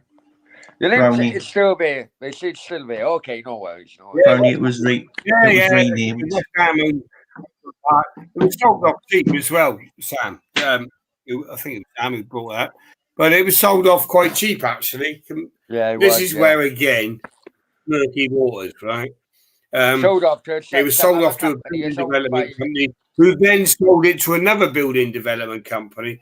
But the fee was apparently, I think it was around 50, 60 million, if I remember rightly. I've had a few pints tonight, but it wasn't high, right? Yeah. And people thought, hang on, it was fucking worth more than that. But there was a lot of suspected deals, there's what's sad for me is and business moves on, I know that, but have you ever watched the Iron Men? If you've never had a chance to watch the Iron Men on Amazon, you've got David Gold pulling down to Upton Park in his roller. Yeah. You've got a businessman who sells hot dogs, scarves, flags outside the ground, been doing it for fucking 25 years, trading outside his little house, right? And he asked Gold, he says, what's going to happen to us? I know we're all moving, but, and he says, we're going to find a facility for all of you. Yeah, the Rib Man, for instance. The Rib Man cooked the best ribs outside the football ground in history, outside the bowling, right? But they deserted all those people. They made the promises. So high for them, isn't it? That's why. There wasn't even a rent, mate. They weren't even. You're talking a stall selling scarves, fucking this, that, and hot dogs. You've been there 30 years. They ruined the blokes, and of course he's a mate. You know what I mean? So he's like done that for 30 years, and his industry's gone. The Rib Man, he's got a new pitch, but That's why that pay a He match doesn't shop. get the, you know, he's sat far from the ground. He only gets a certain amount of customers, if you know what I mean, right? It's all wrong that way. How the board, which I blame Karen Brady more than that, because as board directors running billion-pound companies, you rely on your CEO to do the right thing. You understand what I mean, Brownie, don't you? Yeah, Right? yeah. And she's a bitch. I'd fucking hate the bitch. I gotta be honest. No. I wouldn't fucking shag her if she was the last woman on earth. Right? She is a bitch. And now she's hung on. You look at her career and history. She's hung on the coattails of David Sullivan as a 17-year-old at the Sunday Sport, Birmingham City. If it weren't for Sullivan, she would have made fuck all. Yeah. She sits on that apprentice show, preaching to those contestants who probably know more than fucking her, right? Yeah. And she talks to West Ham fans fucking good, right? She's just a celebrity. And I met her twice in Port Banús when we were in Spain down there. Twice I met her, and I said to her, "Steve, don't start." I said, "I will start." I said, "Because you know fuck all, you've done fuck all. You're fucking knickers in a fucking lamb coat, love." But Iron Man, is it on YouTube, Steve? Hang on, I can't eat nothing. I know. Well, hey, are you binge due out in the next hour, Nate? No, I'm just. Well, he's icing up his buds. Is Iron Man on YouTube, Steve? You said no, it's on Amazon, is it? No, it's Yeah, on I think you Amazon. can get it on YouTube. It's definitely on Amazon. If you haven't ever watched that, I haven't watched it. I will watch it. You've got to watch the death of a historical football club. Yeah. And that's what it was. For the future game. For the future game. But what is the future game? How many people have given up watching football because of the future game? You know what I mean? It's quite sad, really. Well, if you were at the last game between Cardiff West Ham in 2019, I don't think we were because we were out in Spain. I definitely was. Yeah. 2019, last game. Yeah, I was there. Yeah. And Iron says, Dan Blakemore count on your channel, or is that it? I spoke to Dan. Actually going to do something with regarding Taswell with his new work in Taswell. Just I've only now come out of self-isolation, so going to sort something out within next week or two. His new job at Taswell completely, or well, now it's in pre-season, is above anything else. Obviously, bills have to be paid and so on, and I be doing something. I'll be popping out going back to Cardiff and West Ham games. Yeah, they were always the toughest games for me because I loved when I moved to Wales from London and whatever. I fucking loved Cardiff, and I'll tell you why I love Cardiff. They reminded me of West Ham, but lower down the leagues, right? Yeah. And they had no money, fucking chairman, this was leaving, this was happening. But it was a community. It was the same type of community club as going into Green Street to watch West Ham.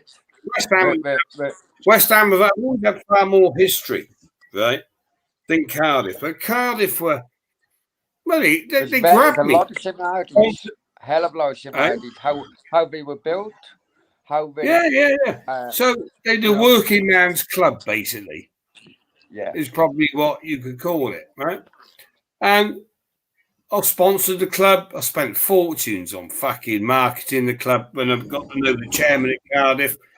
And I got well involved. My love fell out with Cardiff, but being a West Ham fan, right? You never lose your own club. But Cardiff became my second club until all the commercial shit started. Peter Isdale's, Vincent Tan's and all that. And then I just thought, this is fucking shit now. I'm out of it. Hang on, you said Vincent Tan is a good man earlier on, didn't you? I don't think, to be honest with you, Brownie, if you look at it football terms, and you get smoothed over Cardiff fans. Big time. You got that Downman, who's clearly a smoother. You got Chew and all that. I keep an eye on it, but You can't knock Vincent Tan because you could be in a lot worse position, right? And a club that I used to follow, go watch a game if I couldn't get to West Ham, was Yeovil Town. Now, you can't beat them. I watched them as a kid, non-league team, fantastic club. If you see the fucking idiots running that now and the fucking smoozing bollocks, and it's the same thing. Fans fall for the talk of they've got a less than 40-year-old chairman who's got 4 dissolved companies and got to pot the piss in, right? And they're like, oh, the saviour's here because they've called out the last bloke who was 72 who took them to the championship. You see what I mean? They're non-league again now. But fans are too quick to criticise. Do you know what I mean? Yeah. But again, was it? They didn't invest. When Yeovil Town, for instance, were in the championship, they didn't invest. And they came straight back down. Steve, right, Sam says, Moyes should have won Manager of the Year, in my opinion. I thought West Ham could be relegated start of the season. Yeah, he got to Europa League. I agree. I can't disagree with that, mate. Yeah, I thought we had a fucking terrible season before, where we had to go and get Moyes back, right? We had to go and get Moyes back.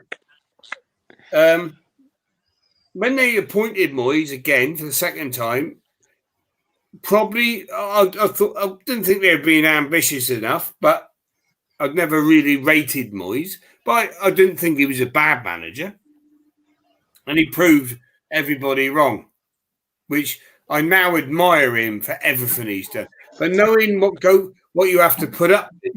I tell you what, at West Ham, when Sam Allardyce was big relationship with Sam Allardyce, and he showed me, I said on other shows, the interference of the ball. Dave for Stefan's asking you if you put the milk bottles out. Yeah. Can we go back to football, please, Sam? Let's try and remain professional here. Sam Allardyce was under massive pressure from the board, which also destroyed Bilic, and it also destroyed Pellegrini. Right? That's why they didn't perform. They couldn't deal with it. Boys came in, took the shit, so to speak. They let him go. When they thought of it, they brought him back, and his first condition was, I don't want to shit. If you want me to manage a football club, I ain't putting up with the fucking pressure from the board. And that is the difference at West Ham now. Moyes is allowed to do what he does. He signs the players. He doesn't have players turning up like Allardyce did of, who are you? Coming into training. Well, I've signed for you. Well, I didn't fucking know where you come from. Moyes is coy on who players he signs. He don't go for stars. He goes for players who can play for the team, which has been proven, hasn't it? Right. Sam says, dear, I remember when you hired an airship over Wolves. Oh, fucking class. Do you know what, Sam? It was one of the funniest things ever, that was. And it all started off. I'll be truthful with you. It all started off. It was on Mike Morris's message board on Cardiff, and it was fucking kicking off. And Wolves has banned us from going up there, and I would have travelled with Cardiff to go up to the fucking game, right? So I love going away with Cardiff was fucking something special. With the lads, few beers, fucking brilliant. And we all know what had gone on at Wolves before, which, truthfully, had been Wolves' fault. I was there when they all come out the gate and tried to take on Cardiff, and then Cardiff give them a slap, right? Well, anyway, but that's true. That's what happened. Wolves tried to give it the big one. Cardiff fucking knocked them back, defending themselves, basically. Cardiff were looking for trouble. Anyway, the West Midlands police fucking banned Cardiff fans from fucking going to Molyneux. So I thought, fuck him, right? I fought the law. Come on, let's do it, right? So anyway, we're on Mike Morris's message board. Looked up a mate of mine, Hugh Evans, and he said, "Dad, let's get a fucking airship fucking fly it over the fucking ground. They can't do fuck all. Let's look up the regulations. So, all right, let's look into it. So we looked it up, right? We could hire this airship, a blimp as they called it. As long as the wind was okay, we could take off, we could go to Molyneux, and we could watch a game, right, from above the ground. So, right, okay, I said, let's fucking do it. So I fucking run the blimp company. I said, right, on an airship, how many they hold? 22 people. Right, I said, right, I want to book it to take off from Cardiff, go up the Wolverhampton football ground, but there's a protest outside the area because the Cardiff fans. So I want to fly over there first to show my support, and then fly over. If you go on BBC, you'll find it on the news still. Fly over the ground, right, and we'll watch the game, right. So I said, oh yeah, we can supply with that. And I said, is there any authority before I pay the money? I said that the police can stop this action taking place because Cardiff fans are banned from the area. So she came back and she said, no, sorry, you're in aviation, CAA law. You're in their regular airspace regulations, nothing to do with the police.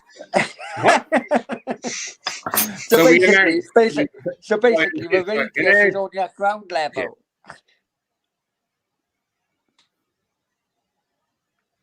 Yeah. So we booked the fucking airship. 22 lads booked on. I said, look, lads, no smoking, obviously. You can't fucking, in them days, you smoke going to football. You've got a fucking helium gas thing here. Brothers, going to have a fang. Real view. So fucking West Midlands police get hold of it. Most West Midlands police is fucking against this. Excuse me, sorry, it's not. We are within the CAA regulations of airspace. It's nothing to do with you. I'm preaching to the West Midlands police. You can fuck off, basically. We're flying to watch the fucking game. Anyway, cut a long story. Of course, the news breaks, right? The news breaks. It goes worldwide. It goes fucking everywhere. The Sun, the Mirror, fucking this. And after them, my phone rang every 30 seconds with a journalist on, which was great publicity for Cardiff City, wasn't it? Yeah, at the end of the day. also, hang on. Flagging off the West Midlands police. I need to tell people this. This period was the height of mine and Daya's winding up the people as well. Winding up people on the bloody. I've never stopped. Yeah, right? yeah. You calm down a bit. Well, we weren't winding up. We were doing it. 22 people on it, 500 quid a piece, right? Which paid for the airship. But then I was getting more bookings coming in, right? More bookings. So I'm trying to ring for more airships. We're going to have a flotilla. Trying to get hot air balloons and fucking all sorts up for people. Right? But that never come off.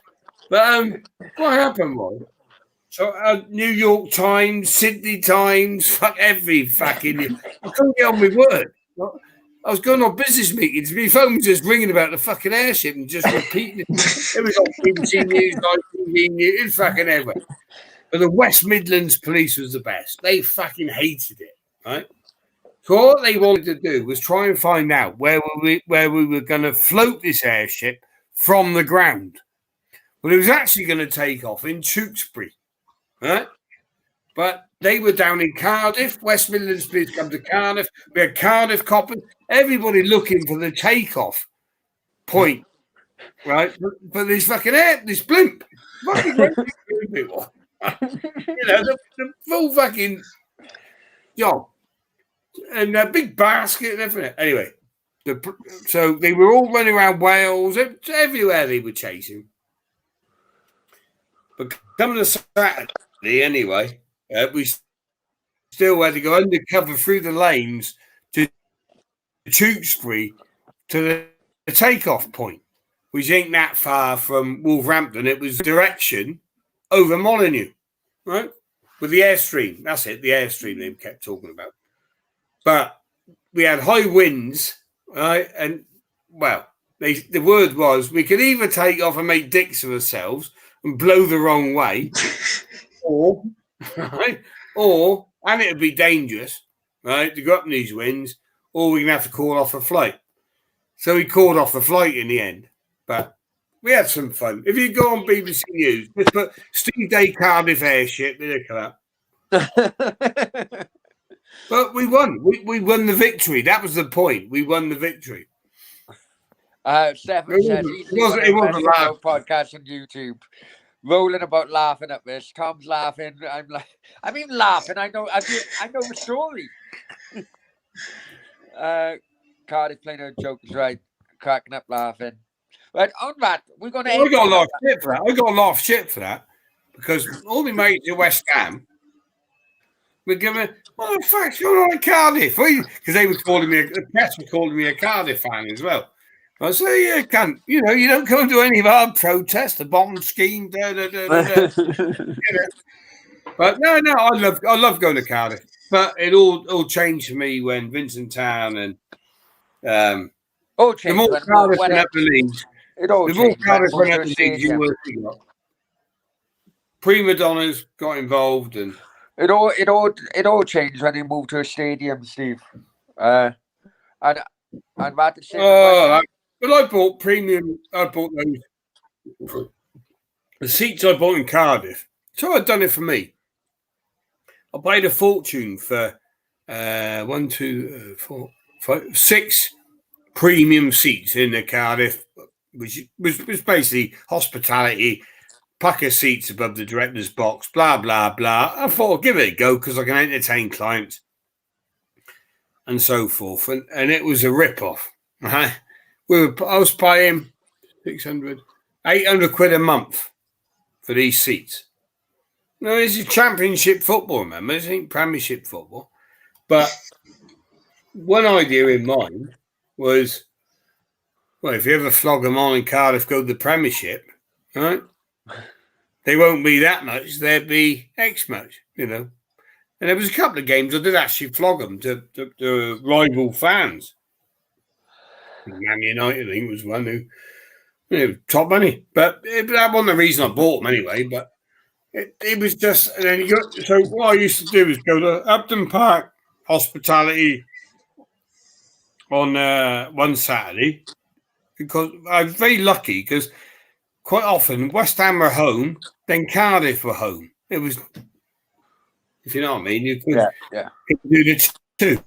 So I got West Ham on their own, unless it was Birmingham or surrounding area I could get too close. And if I couldn't, it was always Cardiff. And I love Cardiff. I love it, but it all changed. All fucking changed. You know, I've seen blokes kept flying in from Guernsey, pretending to want to buy the fucking football club, Ridsdale, went out and you see through it. And unfortunately, I'm one of those people who can't keep your mouth shut. You know, I called Ridsdale, called him out many times, as you know, Brown. So. Right. But no, West Ham will always be my life. West Ham. Hopefully, we can recreate a ground that we've had. I miss Upton Park, the fucking bits. We never get it back. But I think that's just a sad society of football. Yeah. You know? Even like Linian Park. We're going to have to knock it on the head. We're going to have to knock it on the head. We're going to have to knock it on the head. We are. What? We're going to have to knock a show on the head. Nave, any... Oh, you're bailing again? Bailing again, are you? No, because you freezing up all the time, Steve. Right, come over to the Days Banter show. I'll be live. Presentation in 10 minutes. Dave, if Brown can't handle the pace, Brown can't handle the pace. No, I am telling you now. To the Day and Puppy show. Any Copa America tonight, Nate? I don't think there's any. I don't know. I'll have to have a look. I don't think did you see the tribute to Maradona? Yeah, I did it. Yeah, brilliant. Any good? Yeah, brilliant tribute. Then like the effects of him like on the pitch, you know, doing kicky up heaves and everything. He is tomorrow though. Who's playing tomorrow? Colombia.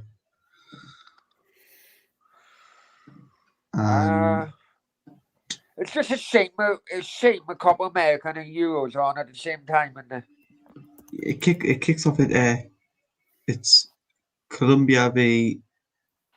It kicks off at 10.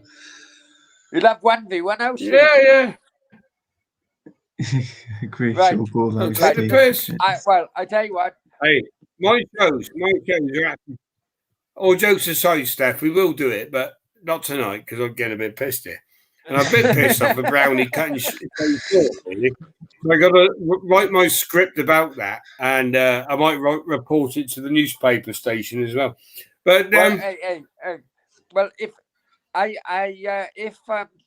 go now, I may, if I got 5 minutes, write my first story for Global 247. I'm not too sure yet. Well, no, you haven't got a password yet, and we're very dubious about giving you one. The board of directors. You can copy and paste it. You can copy and paste. You got more confidence in your mate Steve, but he hadn't turned up again. Your Greek lad. No. I did. In all fairness, I didn't ask him tonight because I know that a couple of evenings he does have things. With his Greek content. So all right. Yeah, no worries at all. He does make himself available as much as possible. Right. Anyway, so summing up then, Brownie's got to go early as usual because he's a fucking big pussy. Right? Tufty, you slants all that fucking hair out of you. Who's your hairdresser, Tufty? Fucking. Hey, I would watch. If you're gonna have Nathan on your show, if you're gonna have Nathan on your show later, let's just have 5 minutes. No, I have to interview my guests before they come on. Right, Tufty. Yeah. Where'd you go in Newcastle for a haircut? Been some barbers, just some Turkish barbers. Right, listen. If you're gonna have him on your show, just make sure you don't fall asleep this time, right? I won't fall asleep. Don't worry. Right, I'm gonna make a move, guys. Check the chat out. I put the link to both the channels and to the crypto with Brownie. I need to do crypto with Brownie video tonight. They don't want to watch crypto. They want to watch sport. You never know if they want to be millionaires. Not tonight, but I will start putting the effort. Daya will start putting the effort into his show. F1, football, no woke. Which is how it is, right? And we'll also talk behind his back, Brownie. Right. Links are in the chat. Links will be in the description as well. Catch you later. Au revoir. Hasta luego. See you later, yeah?